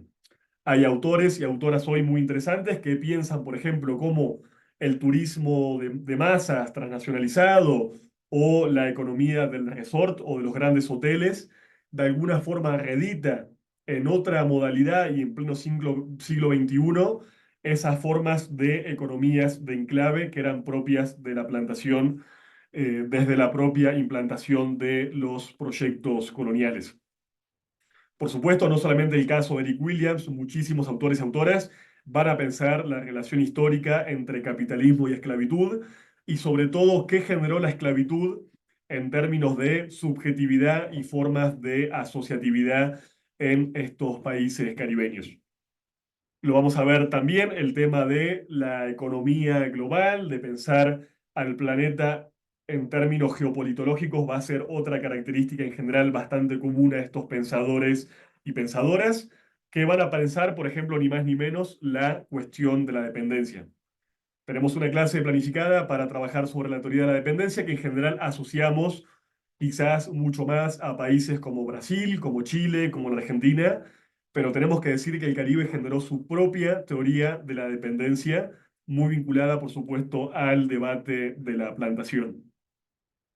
También, y esto es común al conjunto de América Latina, la cuestión del mestizaje, o la miscigenación, o la hibridación, o la palabra que le pongamos, va a ser un debate absolutamente insoslayable, ¿sí? Pensar qué tipo de mezclas etnorraciales, histórico-culturales se dieron entre componentes históricos tan diversos, entre pobladores europeos, entre comunidades indígenas, entre africanos y afrodescendientes, y también entre migrantes asiáticos. Entonces, esta idea del mestizaje, de la mezcla, va a ser otro tema que en general el pensamiento caribeño y el marxismo en particular va a pensar muchísimo. Por supuesto, el tema de las grandes rebeliones y de las grandes revoluciones va a ser otra constante histórica del espacio caribeño y otro tema fundamental y habitual de los marxismos del Gran Caribe. Por supuesto, la Revolución Haitiana va a ser el gran acontecimiento del siglo XIX, todavía pensado, discutido y rediscutido hasta el día de hoy por sus enormes implicancias históricas e incluso filosóficas. Y también, por supuesto, la Revolución Cubana va a ser el gran acontecimiento revolucionario que va a suscitar la atención de estos marxismos a lo largo del siglo XX y también, por supuesto, del siglo XXI. Y también, como le sugería con Williams, pero es el caso de otras figuras también, la pregunta por cómo integrar a estos territorios tan pequeños, tan distintos y tan fragmentarios en unidades un poco más grandes y un poco más poderosas va a ser otra de las grandes obsesiones del marxismo definido como, en este caso, como área intelectual, ¿sí? Bueno, repasadas esas grandes definiciones, quería por último que entremos a la cuestión de los marxismos negros y que después nos vayamos a hacer un espacio de intercambio y un debate donde quizás podamos profundizar algunas cosas que no les llegue a comentar ahora. Les quería leer ahora un fragmentito realmente muy hermoso de un poeta y novelista espectacular de la isla de Barbados llamado George Lamming, que es parte de una conferencia que él dio en el año 1982 y que recoge un libro, quizás el libro más célebre de Lamming, Los placeres del exilio, que fue editado por Casa de las Américas. Que insisto, lo quiero usar como introducción al tema que nos compete, que es el asunto de los marxismos negros. Nos llama Lamming en el año 1982. Sé que hay entre nosotros quienes tiemblan al sonido de la palabra sencilla y franca, negro, y quienes, pidiendo disculpas por su propia discriminación, anticipan nerviosamente un mensaje de raza. Pero cuando decimos negro, no hay significado biológico alguno, ni se usa en servicio de un aplauso racial. Cuando digo negro, es el nombre de una experiencia histórica, profunda y singular, vivida por un grupo determinado de hombres y mujeres cuya presencia en el mundo estaba destinada a transformar los ojos y los oídos del mundo, y cuya liberación final será la contribución decisiva a la liberación de toda la humanidad. Y es precisamente en este sentido que debemos percibir el significado de aquellos a quienes hoy honramos.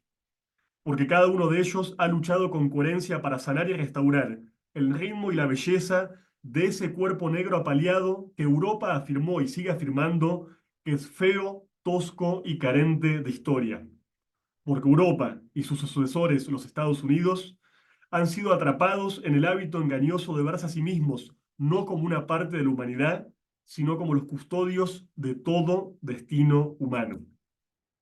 Esto, insisto, decía el barbadense George Lamming en el año 1982, y lo traigo a consideración por dos cosas. Primero, un poco por desmitificar una palabra tan pesada, tan densa, tan cargada de significantes raciales y coloniales como es la palabra negro, una palabra y una identidad colonial que ya fue de alguna forma asumida y transformada por el propio pensamiento afrocaribeño con esta idea, por ejemplo, que les comentaba de la negritud que inaugura en el Caribe francófono M. Ceser.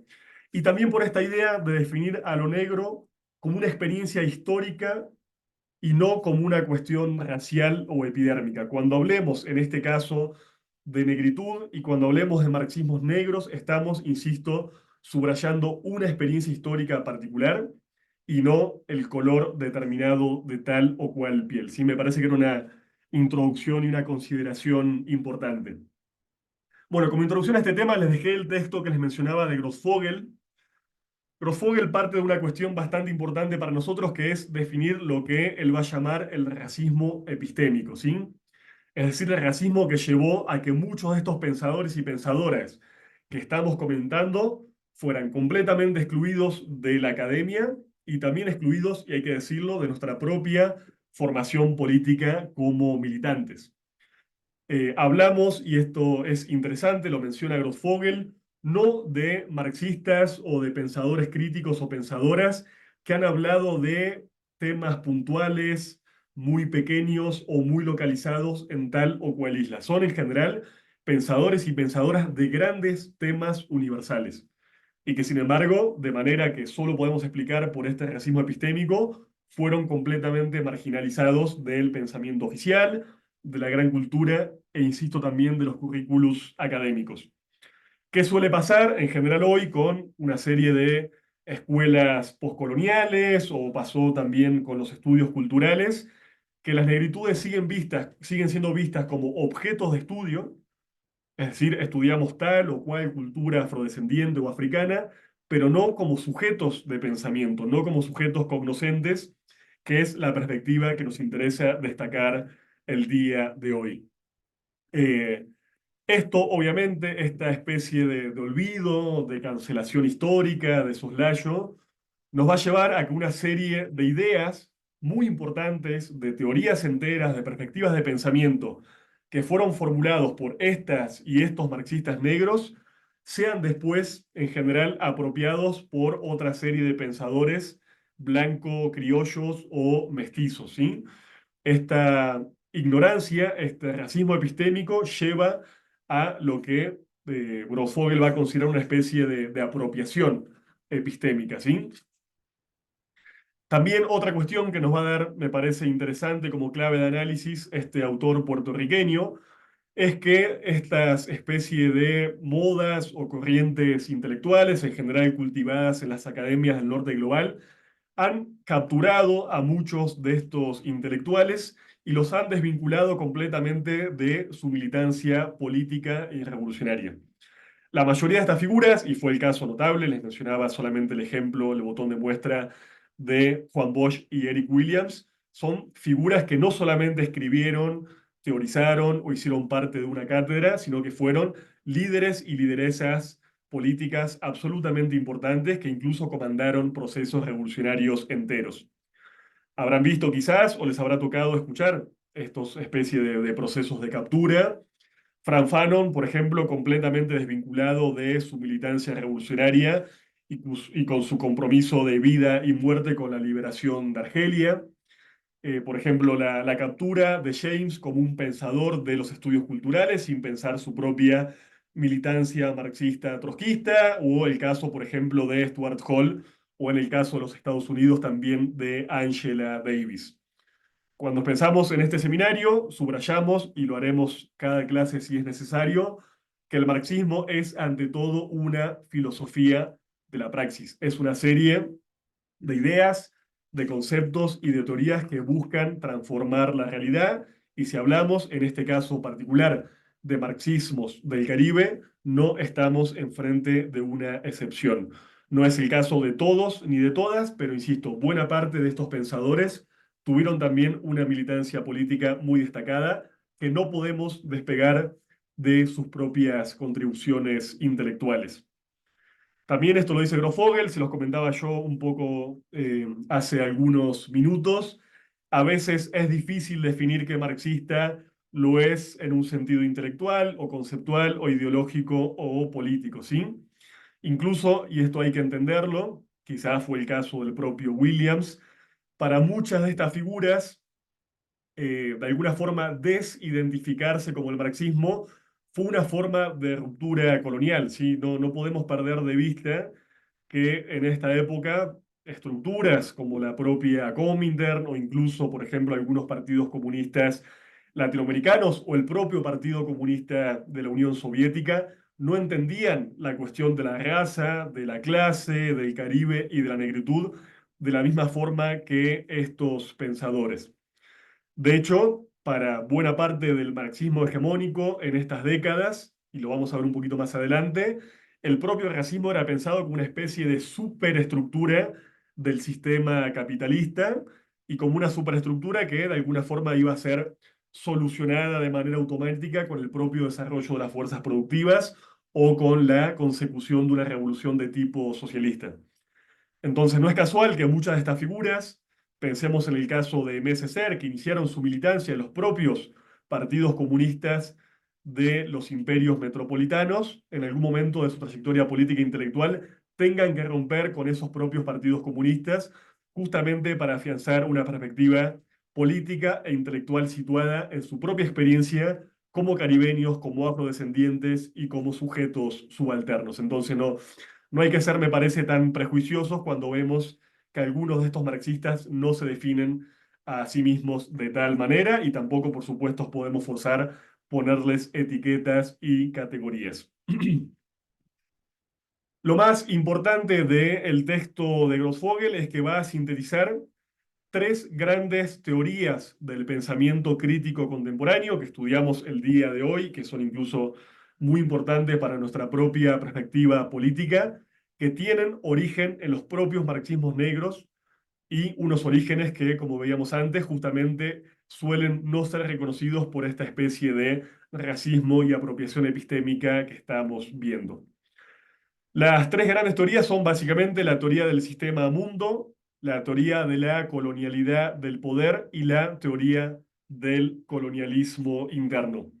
Las voy a pasar bastante rápido porque vamos a tener clases dedicadas a estos aportes que son muy importantes para el marxismo, no solamente del espacio caribeño, sino del conjunto de América Latina y el Caribe. Básicamente la idea del sistema mundo, esta definición del sistema capitalista como un sistema global que subsume formaciones sociales periféricas con el paso de los siglos y que se implanta de forma temprana con la primera conquista de América, quizás la podamos haber oído nombrar por escuelas como la Escuela Francesa de los Anales de Fernand Braudel, o por geopolitólogos y figuras muy importantes como Giovanni Arrighi o el propio Samir Amin o tantos y tantas otras. Sin embargo, esta idea viene de un pensador trinitense después radicado en los Estados Unidos, que es Oliver Cox, una de las figuras más brillantes de los marxismos de nuestra región, que vamos a trabajar con una clase en particular, no el próximo encuentro, sino el encuentro siguiente, ¿sí? Otra teoría bastante conocida es la del colonialismo interno, ¿sí? Esta idea de que en nuestras propias repúblicas, por ejemplo, independientes, permanecen relaciones de colonialidad, por ejemplo, entre el Estado y poblaciones subalternas, sean indígenas o afrodescendientes. En general asociamos esta teoría a figuras como, en el caso de México, González Casanova, que ha hecho contribuciones absolutamente importantes a estas perspectivas. Es el caso de Rodolfo Stavenhagen, en Bolivia de Silvia Rivera Cusicanqui o en la Argentina de Walter Mignolo, pero esto lo va a detallar muy bien Grossfogel, fue trabajado por muchísimos autores desde décadas tan tempranas como las décadas del 30 y del 40. Obviamente, que esta perspectiva preexista no significa que hablemos siempre de la misma palabra o el mismo concepto, pero ya algunos autores, por ejemplo, en los Estados Unidos, hablaban de las poblaciones negras segregadas como sujetos semicoloniales o los definían como colonias negras o hablaban ya incluso, como fue el caso del comunista estadounidense Henry Haywood, de colonias internas. Entonces, esta idea de la continuidad de relaciones coloniales a lo interno de las repúblicas no es una novedad, no fue inventada por intelectuales blanco-criollos, sino que es una tradición de pensamiento muy larga que proviene de la tradición radical negra y de los marxismos negros. Y el último gran concepto que va a trabajar Grossfogel, y acá se va a meter una polémica bastante candente que no me interesa reponer en este momento, es la idea de la colonialidad del poder. Es decir, esta idea de que el racismo no es una superestructura como pensaba el marxismo clásico o quizás más eurocéntrico, sino que el racismo es un principio que organiza la fuerza de trabajo desde el comienzo de la propia modernidad y del propio capitalismo, ¿sí? La raza, según estas teorías, genera una especie de epistemología del poder. Es decir, insisto, que el racismo no es solamente un prejuicio, no es solamente una percepción distorsiva de la alteridad humana, no es una especie de residuo de la historia del capital, sino que fue una forma muy importante para estructurar y dividir a las fuerzas de trabajo en función de una línea de color, es decir, de la existencia de poblaciones blancas y no blancas, y en el caso puntual del Caribe, por supuesto, definiendo la negritud de las poblaciones afrodescendientes. Esta idea de la colonialidad del poder, de la articulación raza y clase, va a ser trabajada por una infinidad de autores. Les mencionaba el caso antes de Eric Williams. En el caso de Estados Unidos es, por ejemplo, la situación de Du Bois, para muchos y para muchas, y yo en este caso coincido, el más grande sociólogo del siglo XX, y va a ser un tema también que va a trabajar, por ejemplo, Frantz Fanon en su libro Piel Negra, Máscaras Blancas, y después también en su clásico más celebrado, Los Condenados de la Tierra, más vinculada a su experiencia política, en este caso en África.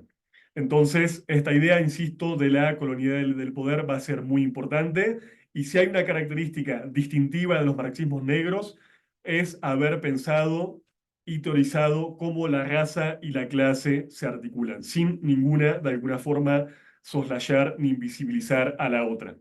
Estos marxismos no van a decir que el racismo no es una superestructura, es parte de la propia estructura económica capitalista y es parte de la división del trabajo que, como ya comentábamos, permitió fenómenos como la plantación y la esclavitud y el propio despliegue de las grandes potencias imperialistas metropolitanas. Para terminar, ¿qué nos va a decir Grossfogel? Bueno, ¿qué define a un marxista negro? Y esto va un poco a colación de la frase que les comentaba, el fragmento de Lamin del comienzo. Para Grossfogel y para nosotros, lo que define un marxista negro o a la perspectiva del marxismo negro no es el color de la piel, sino una manera de entender al mundo. ¿Sí? Los marxismos negros se definen por pensar una experiencia histórico-social, la misma idea de experiencia que nos traía Lamin, desde la articulación entre explotación capitalista y dominación racial. Una experiencia que por supuesto está situada en un espacio geopolítico concreto, en este caso el Caribe, pero también en el conjunto de América Latina, y también desde la corporalidad y la subjetividad particular de sujetos coloniales negros y racializados. La pregunta que nos trae Grossfogel es si, por ejemplo, puede una persona blanca, racializada como blanca, con su epidermis blanca, ser o no un marxista negro. Y lo que nos va a decir e insistir es, insisto, que el marxismo negro está definido más que como un color de piel, como una perspectiva epistemológica. Eso es lo más importante, me parece, de esta definición que nos trae Grossfogel. Y después, simplemente para terminar y pasar rápidamente a vuelo de pájaro, les dejé también en la bibliografía complementaria estas conclusiones del libro que les comenté al comienzo, Marxismo Negro, del colega español Daniel Montañés Pico, que nos tiene una serie, me parece, de tesis conclusivas que son bastante interesantes para pensar qué hay de común en esta perspectiva en particular. Una, ya se las mencionaba, es la articulación entre raza y clase, ¿sí? Insisto, lo digo otra vez, la idea de la raza como un principio que organiza y disciplina a la fuerza de trabajo bajo el capitalismo. En ese sentido, nos va a decir Daniel, preguntarnos por un capitalismo no racista es una pregunta que básicamente contradice toda perspectiva histórica. El racismo, tal cual lo conocimos y lo conocemos desde sus propios orígenes, siempre estuvo imbricado estructuralmente con la línea de color y con las perspectivas racistas. Lo otro lo mencionábamos también, y son ejemplos patentes, las figuras de Bosch y Williams, es esta tendencia a ver al capitalismo como un sistema global. Quizás una cuestión paradójica de los intelectuales surgidos de territorios a veces insulares, pero tan pequeños, es la necesidad de comprender al mundo como un todo, ¿sí? Una especie de, yo le llamaría predisposición geopolitológica, ¿no? No es casual que los grandes y las grandes geopolitólogas del espacio latinoamericano y caribeño hayan surgido muchas veces de islas muy, pero muy pequeñas, y obviamente esta propia experiencia histórica, nacional y colonial, les ha llevado a comprender a estos intelectuales cómo el Caribe se inserta tempranamente en la mundialización capitalista y obviamente en el conflicto de diferentes proyectos coloniales, como ya veíamos con el concepto de frontera imperial que nos aportaba Juan Bosch. El otro criterio, se los decía, es este carácter político y militante de la praxis de la mayoría de los marxismos negros. Ahí nos va a decir Daniel que en general él considera que en la primera mitad del siglo XX había quizás figuras más político-partidarias y menos figuras intelectuales y académicas, y que esa proporción de alguna forma se va a invertir en la segunda mitad del siglo XX, mediada sobre todo por las primeras consecuciones de la independencia en diferentes territorios del Caribe. Otro elemento es, por supuesto, esta idea de la descolonización, algo que van a compartir no solamente los marxismos negros, sino la propia tradición radical antillana desde los tiempos de Hostos, de Betances, de José Martín, es la perspectiva de descolonizar los territorios del Caribe. Primero, como descolonización, si se quiere, más política, más formal, es decir, lograr que estos países tengan estados y repúblicas efectivamente independientes, algo que todavía no pasa en muchísimos territorios no autónomos, como les comentaba. Pero después también el caso de los propios territorios descolonizados en términos políticos es la búsqueda de lograr una descolonización de tipo cultural, subjetiva y también epistémica. Es decir, que la lucha por la descolonización no se agota con tener un Estado formalmente independiente o una bandera propia o un himno, sino que continúa justamente por la continuidad de las relaciones de poder. Y el último elemento que creo que es importante es entender a estos marxismos negros, a esta tradición radical antillana y afroantillana, como una especie de amplísimas redes políticas e intelectuales que no solamente han articulado las diferentes islas en este mapa y en esta geografía fragmentaria tan compleja que vimos de la cuenca del Caribe, sino que han vinculado al Caribe, por supuesto, con los propios Estados Unidos y también con las metrópolis europeas, naturalmente, donde muchos de estos intelectuales fueron a estudiar, pero también, sobre todo, con el África. No podemos entender estas perspectivas sin tradiciones y corrientes como, por ejemplo, la del panafricanismo primero y después la del Black Power. Entonces, simplemente para ir cerrando la exposición, decirles que, así como necesariamente construir a grandes rasgos la historia de América Latina nos lleva necesariamente a pensar en la historia del espacio del Gran Caribe, no podemos entender al Gran Caribe si no es como una frontera imperial, pero también como el epicentro de una serie de redes intelectuales que, vuelvo a decir, conectan al Caribe con Estados Unidos, con Europa y principalmente con África. Dejo por acá, así nos queda media hora para conversar, para intercambiar. Me gustaría escuchar no solamente sus preguntas, sino sus propios aportes y reflexiones. Sé que tenemos presentes seguramente muchísimas personas del Caribe y seguramente nos pueden aportar su propia experiencia y su propio conocimiento. Así que bueno, corto por aquí y nada, les leemos con todo gusto e interés.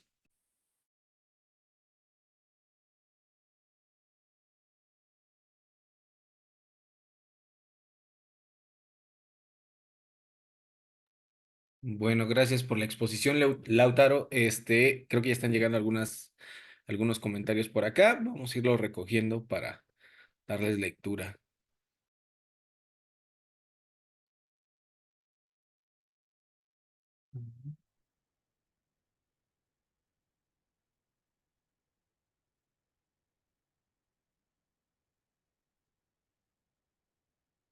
Mm.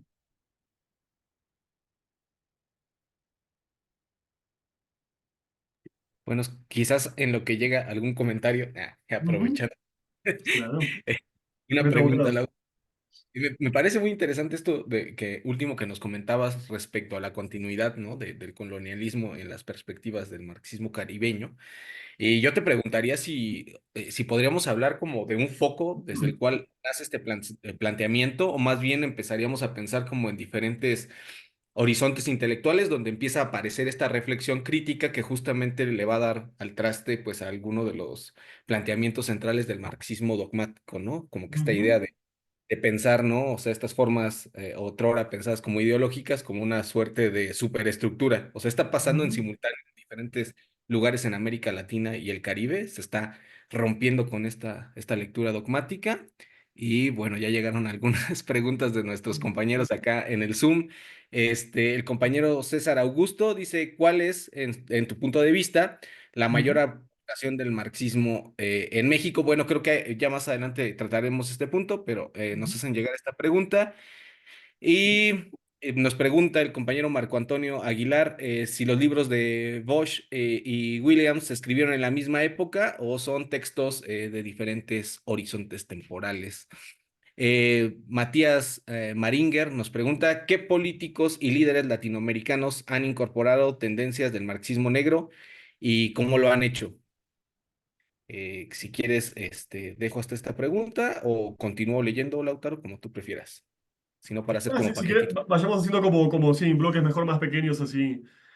Callen Perfecto. y, bueno, que de paso anoto.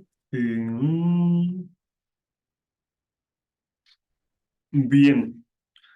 Em, no, primero con eso que decías vos, Diego, capaz volver a señalar algo que comentamos ya en las últimas clases. ¿Se acuerdan que empezamos viendo justamente los textos más tardíos de Marx y Engels, que empezaban a romper con dificultades, ¿no? Porque hay un lugar de enunciación, uno es un político y o un intelectual situado en un país, una racialización determinada y una época. No, no es tan fácil volar por sobre los lugares y las épocas, y sin embargo vimos que el propio esfuerzo enorme y genuino de Marx y Engels por entender el capitalismo como una totalidad, lo fueron llevando necesariamente a auscultar la periferia de esa totalidad. Y hablamos de la cuestión colonial en la India, en América Latina e incluso en la propia Europa con los casos de Polonia e Irlanda. Y sin embargo, yo lo que les decía e insistía es que habíamos dejado ahí como sentados algunos avances importantes para entender cuestiones tan fundamentales como la cuestión nacional, la cuestión racial y la cuestión colonial, pero que el marxismo de nuestra región no va a conocer. Va a descubrir décadas e incluso hasta a veces un siglo más tarde. Entonces, lo primero para decir, capaz con tu reflexión, Diego, es que si el marxismo, en este caso los marxismos del Caribe, o llamémosle tradición radical negra, pensamiento afrontillano, estoy usando diferentes categorías y definiciones que también se usan y que podríamos conversar, llegan a esta comprensión, tiene que ver con esta idea de la experiencia vivida. Y experiencia vivida no es solamente experiencia en primera persona. Por eso yo quería un poco desracializar esta idea de la negritud con el fragmento de Lamin, ¿sí? Porque ser negro o ser negra es una experiencia vivida, pero no mi experiencia o la experiencia de otra persona. Es la experiencia de colectivos humanos y colectivos nacionales a lo largo de siglos. Por eso incluso Grosfogel señalaba la paradoja de que puede haber, y de hecho los hay, y él los menciona, personas que son blancas, que él considera parte del universo epistémico de los marxismos negros. No es que los considere negros o racializados, digamos, ni que esté, obviamente, minusvalorando el tremendo peso de la discriminación racial que todavía existe en nuestro continente. Pero volvemos a esa idea de la perspectiva epistémica, que parte de una experiencia vivida, y por eso Grosfogel nos va a hablar, pueden parecer dos palabritas un poco pomposas, pero son interesantes, de una geopolítica y de una corpopolítica del conocimiento. Es decir, entender que el Caribe piensa desde su propio emplazamiento como Caribe, no es lo mismo pensar desde el gigante brasileño o mexicano que pensar, se los puedo asegurar, desde Puerto Rico, San Vicente y las Granadinas. Y por supuesto, no es lo mismo pensar desde la experiencia vivida de la negritud, la trata, la plantación, que pensar de la experiencia vivida de élites intelectuales o políticas blanco-criollas. No es un principio para descalificar a personas, sino simplemente para entender, insisto, por qué, desde qué experiencia en particular, corpo política y geopolítica en términos de Grosfogel, el marxismo negro llega a generar una serie de conceptos y perspectivas que, insisto, yo sé que apenas las mencioné muy, pero muy rápido al pasar, pero esta clase es apenas nuestro último gran abrebocas antes de empezar a realmente profundizar en autores, categorías, perspectivas y conceptos. Así que primero señalaría esa cuestión de la ubicación, por eso empecé por algo tan simple como un mapa. Incluso me acuerdo, y capaz esto lo conecto con la otra pregunta, alguien me preguntaba qué políticos y líderes o lideresas han incorporado la perspectiva del marxismo negro. Bueno, una figura histórica para mí apasionante de una revolución que no comentamos y que en general no solemos mencionar ni conocemos es Maurice Bishop, el líder histórico de la Revolución de Granada. Una revolución que aconteció en el año 1979, en el mismo año que la Revolución Sandinista de Nicaragua. Quiero pensar yo que aquí ninguno de los presentes o de las presentes que sea militante no escuchó hablar de la Revolución de Nicaragua y sin embargo me atrevo a pensar que muchos nunca escucharon hablar de la Revolución de Granada.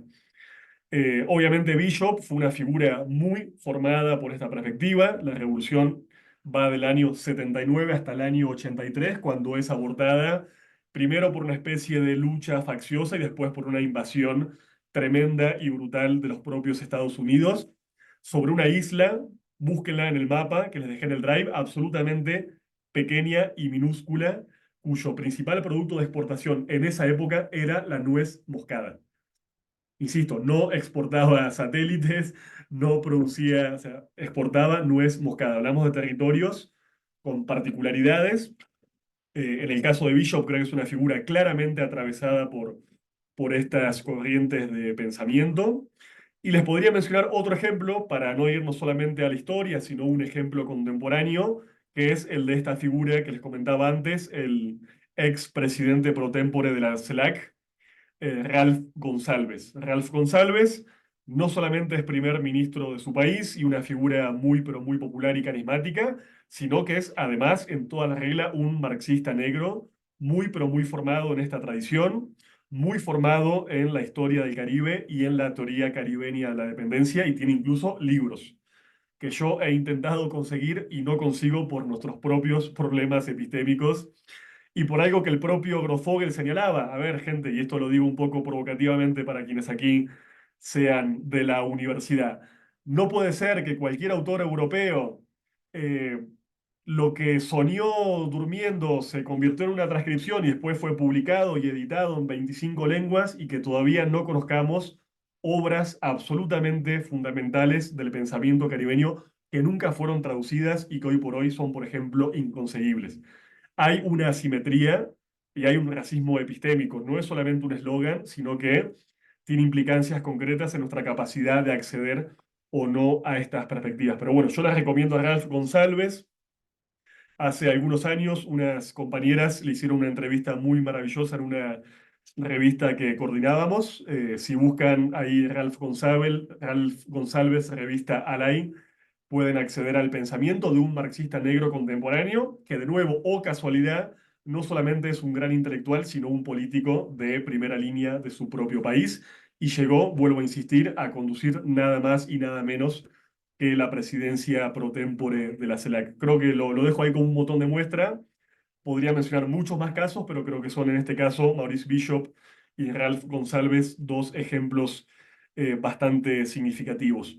Después alguien preguntaba por lo del libro de Bosch y Williams. Sí, son libros de la misma época, publicados en el mismo año, 1970, y escritos en ambos casos a lo largo de la década del 60.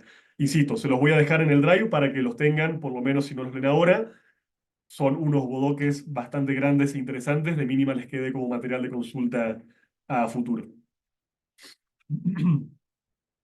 Perfecto, Lautaro. Bueno, nos preguntan sobre los textos. Ya están en el Drive, hasta donde tengo entendido, pero vamos a pasar el enlace, yo creo que otra vez por el canal de Telegram. Igual les pasamos el enlace de Telegram en Zoom para que lo tengan presente. Ahí se va a estar subiendo todo el material. Y nos preguntan aquí algo particular. Dice, ¿podrías ampliar un poco la idea de, de uno de los textos que mencionaste? De que la superestructura es también estructura. Nos preguntan por una parte, nos preguntan si es el Ramón Grossfogel de la Universidad de Berkeley, es Grossfogel, este, y nos preguntan otra cosa. A ver, Ay, no, se me trabó un déjame poquito y no escuché ver. eso último. Sí, lo de ¿Por superestructura y qué la estructura. gran...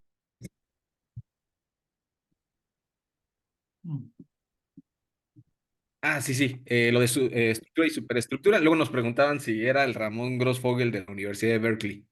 Bueno, le decía que sí, ¿no? Me parece, Lautaro. Es el mismísimo, boricua, puertorriqueño, pero residente hace mucho tiempo en Estados Unidos. Perdón, porque se me cortó un poquito. No, la pregunta es solamente lo de superestructura o hay alguna otra. Ah, hay otra, de Gabo, dice, ¿por qué la gran mayoría de los países caribeños no ven como desarrollo socioeconómico el modelo marxista, pero se inclinaron por el capitalismo neoliberal? Eh, a ver, perdón, voy a ver si las puedo leer directamente porque estoy con problemitas y te estoy escuchando Son dos. muy cortado. A ver si ahí sacando. Ah, o capaz que es tu conexión, Diego, ¿eh? También está malita.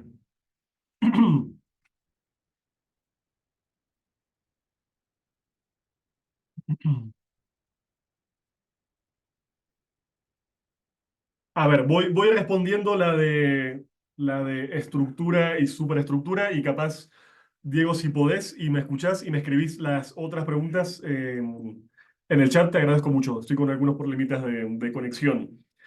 A ver, esta idea de estructura y superestructura obviamente parte de esta especie de vulgarización, casi caricatura que se construyó del pensamiento marxista, un pensamiento que venimos viendo incluso en su propio tronco europeo, es muy complejo y se fue complejizando y haciendo cada vez más sofisticado, que parte sobre todo, creo que lo habíamos trabajado como fuente o se los dejé en el Drive, de lo que Marx va a mencionar en el prólogo a la contribución de la crítica de la economía política. ¿Sí? Esta idea de eh, la fuerza de trabajo y las relaciones de producción como la estructura y la idea de que esa estructura genera una especie de reflejo que son el conjunto de las instituciones sociales, culturales, jurídicas, la ideología y demás, digamos. Esta especie, insisto, de determinismo materialista un poco vulgar y un poco grosero, que lejos de captar toda la complejidad y la riqueza del pensamiento de Marx, es una caricatura, es apenas una metáfora que él utilizó en un solo texto una sola vez en su vida y que después fue construido como una especie de, nada, muñeco de paja con el que la derecha o el pensamiento liberal siempre eligió confrontar. Entonces, ya podemos discutir si realmente es un concepto fiel a la tradición marxista, pero como charlamos un poco en la clase anterior, no podemos negar que una especie de codificación del pensamiento marxista, mediado por la experiencia de la propia Unión Soviética y por lo que se conoció como el Diamat, el materialismo histórico y esta especie de manuales muy simples y vulgares que se construyeron en la historia de la URSS, que sí efectivamente abrevaron a esta idea de estructura y superestructura y esta idea de que la superestructura es de alguna forma un reflejo de la estructura económica y material. Obviamente, estos marxistas negros están discutiendo, nos gusta o no, con esa especie de simplificación y caricatura, que pese a hacerlo, tenía consecuencias políticas prácticas concretas, porque era parte de la línea que ni más ni menos, por ejemplo, bajaban los partidos comunistas. Uno de los que va a discutir esta idea es, por ejemplo, Frank Fanon, en su conocidísimo y recomendadísimo Los Condenados de la Tierra, probablemente uno de los libros más leídos del marxismo periférico, del marxismo tercermundista. Lo que va a decir Fanon, en pocas palabras, es que en el caso del sistema capitalista, el racismo no es una estructura, no es simplemente una ideología, no es simplemente un añadido, sino que es un principio que rige la propia diferenciación de los sujetos coloniales y no coloniales. Él va a decir, a ver, no es casual que en general el pobre es racializado, el rico no es racializado, él hace como un juego de palabras relacionando, ¿no?, la ubicación en un espectro racial y en un espectro clasista. Iba a decir, en general, coincide que el sujeto racializado negro suele ser el sujeto oprimido y explotado en términos económicos. Entonces, insisto, lo que él dice es, no estamos hablando de el racismo como una mera ideología y una superestructura, sino como un principio que define quién ocupa qué posición objetiva en la división del trabajo, por supuesto, a nivel internacional. Eso es básicamente el concepto, insisto, que él desbarata y que él va a criticar con mucha maestría en Los Condenados de la Tierra. Gracias, Lautaro. Pues bueno, aquí hay más preguntas. Preguntan, ¿qué piensan sobre la crítica de la fragmentación que ha resultado del enfoque en la política de identidad, sugiriendo que la identidad racial ha sido a veces utilizada para dividir a los movimientos en lugar de unirlos en una lucha común contra el capitalismo? ¿Por qué pensar el marxismo negro latinoamericano bajo el marco de la decolonialidad, cuando hay quienes consideran esta corriente francamente antimarxista? Y preguntan si Marcus Garvey podría considerarse parte del marxismo negro. Y por aquí había otra, déjame. Bueno, si quieres vamos con esas, Lautaro. Bien. Empiezo por las últimas porque son las menos polémicas. A ver, en el caso de Marcus Garvey, para quienes no le conocen, estamos hablando de una figura descollante de Jamaica, muy importante en Estados Unidos, en África, en el conjunto del Caribe. Sin duda es de las personalidades más importantes en general del pensamiento crítico y de la praxis anticolonial en nuestros territorios. O sea, no podríamos de ninguna forma exagerar su importancia. Incluso es una figura hasta apasionante en términos literarios. Les recomiendo leer biografías o ver documentales sobre Garvey porque era una figura muy controvertida, muy interesante y tremendamente carismática, tremendamente carismática. Ahora bien, yo no encuadraría a Garvey como un marxista negro bajo ningún punto de vista. Sí es claramente uno de los padres del panafricanismo, sino la principalísima figura, que como se sabe, planteó algunas cosas polémicas que tenían que ver con elaborar una especie de contradiáspora. Lo que planteaba Garvey es que el conjunto de los sujetos afrodescendientes, víctimas o herederos de la tradición de la plantación, de la esclavitud y la trata, tenían que volver de alguna forma a el continente madre, su tierra originaria, que era el África. Y va a plantear, y va a organizar, y va a juntar muchísimos recursos para iniciar procesos del viaje de ida, digamos, ¿sí? Como procesos de retorno hacia el África, que incluso van a estar atravesados por procesos de recolonización. Esto sería muy largo de extenderse, pero bueno, imagínense que Garvey o ciertas figuras de las élites negras o afrodescendientes o incluso mulatas, muchas de ellas formadas en los Estados Unidos, educadas en la propia cultura moderna occidental, de pronto llegan al África, por ejemplo a países como Liberia o Sierra Leona, y se empiezan a autoasumir como élites negras que estaban presuntamente en otro nivel cultural y civilizatorio frente a los africanos, que a diferencia de ellos no eran parte de la herencia de la esclavitud. Lo digo un poco para complejizar también las relaciones etnorraciales y no caer en el discurso muy cándido y muy ingenuo de que no tenemos élites o clases dominantes negras y afrodescendientes. Para cualquiera que venga de un país caribeño o haya pasado por el Caribe, es más que evidente que sí, hay élites, hay burguesías y hay oligarquías negras, en muchos casos muy poderosas y muy dominantes. Incluso tenemos países, pasa en el Caribe, de una abrumadora mayoría de población afrodescendiente, como puede ser el caso de Haití o de Barbados o de tantos otros, en donde la propia explotación, se imaginarán, no se organiza por líneas de color. Porque si yo tengo un país donde la clase trabajadora es negra, el campesinado es negro, la burguesía es negra y la oligarquía es negra, las relaciones etnorraciales, etnoclasistas van a ser efectivamente diferentes. Entonces, traigo un poco el caso de Garvey para complejizar eso, para decirles más claramente que no es un marxista negro, pero sí fue un promotor del panafricanismo que fue muy importante y muy influyente en la generación, en la formación de varias generaciones del marxismo, como después va a pasar con el Black Power en el caso de los Estados Unidos, del Black Power caribeño y también en algunos países de África. Y también me sirve esto como pretexto para entrar a, bueno, la cuestión de la identidad racial. Bueno, yo creo que es un debate grande.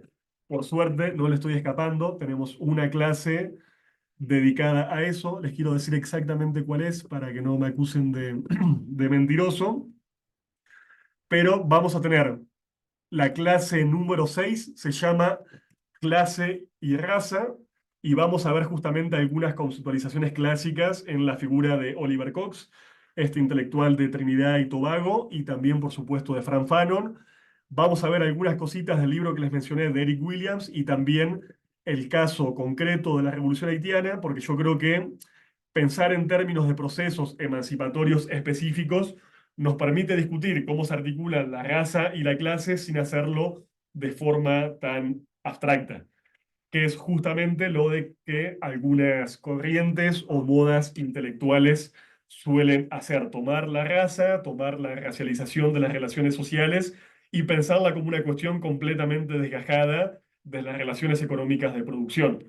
Digo, si hablamos tanto de la plantación como un elemento que define al propio espacio caribeño, es porque estamos partiendo de un enfoque marxista que piensa que las relaciones económicas y clasistas no son las únicas, pero son absolutamente importantes para pensar cómo se estructuran nuestras sociedades y para pensar, por supuesto, también los procesos de liberación social, nacional y también etnorracial. Y después, el otro gran debate que me tiran de si la decolonialidad es marxista, es post-marxista o es antimarxista, vamos también a verlo en algunas clases, incluso ya la próxima sesión, el próximo encuentro, vamos a partir de conceptos como la colonialidad del poder y del saber, que son incluso justamente instrumentos categoriales de la propia perspectiva de colonial. Así que no se las respondo ahora, la dejo ahí en el freezer y les prometo que la próxima sesión lo vamos a trabajar bastante en detalle, ¿sí? Bueno, que conste que está grabado, entonces no podrás escapar, Lautaro. Tenemos que hablar de eso.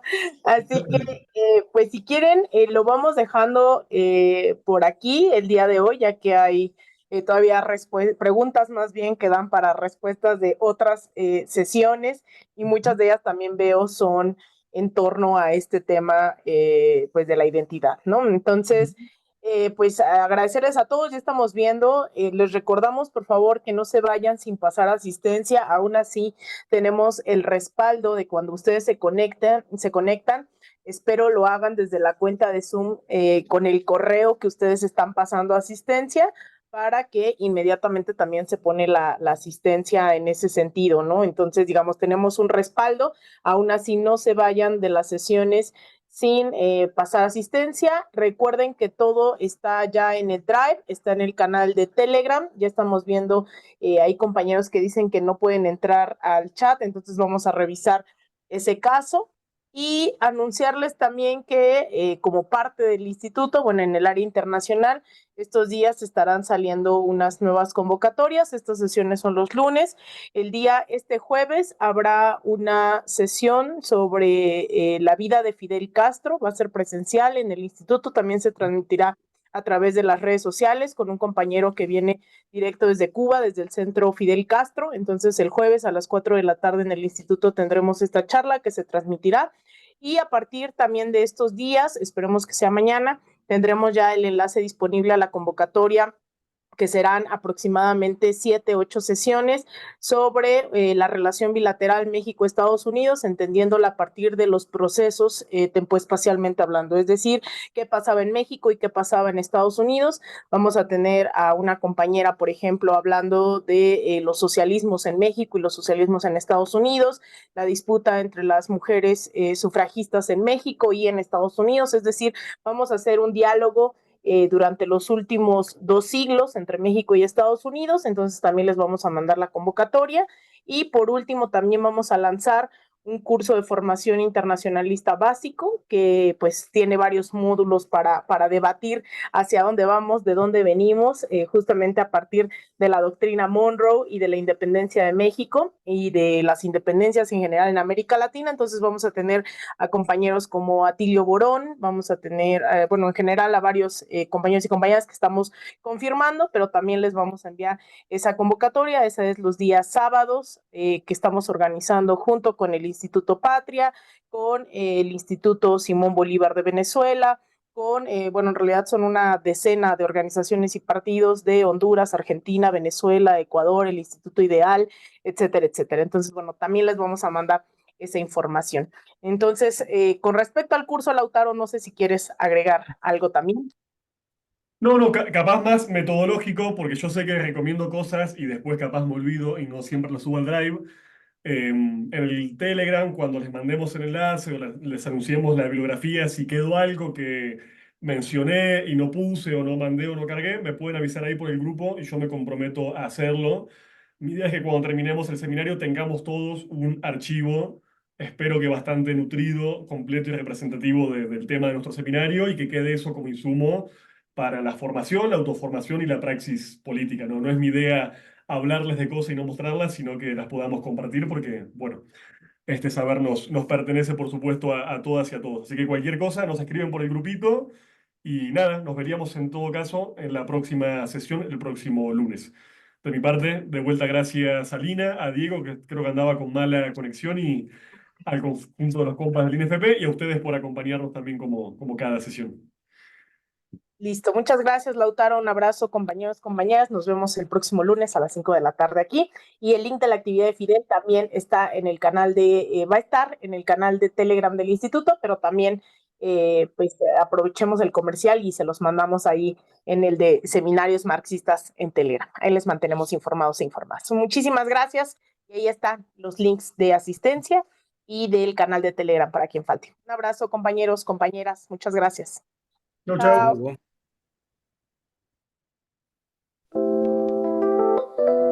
El Instituto Nacional de Formación Política de Morena, a través de la RENACE, te invita a registrar tu círculo de estudios y sumarte a la revolución de las conciencias. Recuerda que para que el Plan C se consolide, necesitamos formarnos y organizarnos políticamente. En tu colonia, barrio o pueblo originario, la 4T te necesita. Un círculo de estudios puede estar integrado por un mínimo de 5 personas y hasta 25, para permitir la participación horizontal y democrática al interior. Además, participan en actividades territoriales y se reúnen a discutir al menos una vez al mes.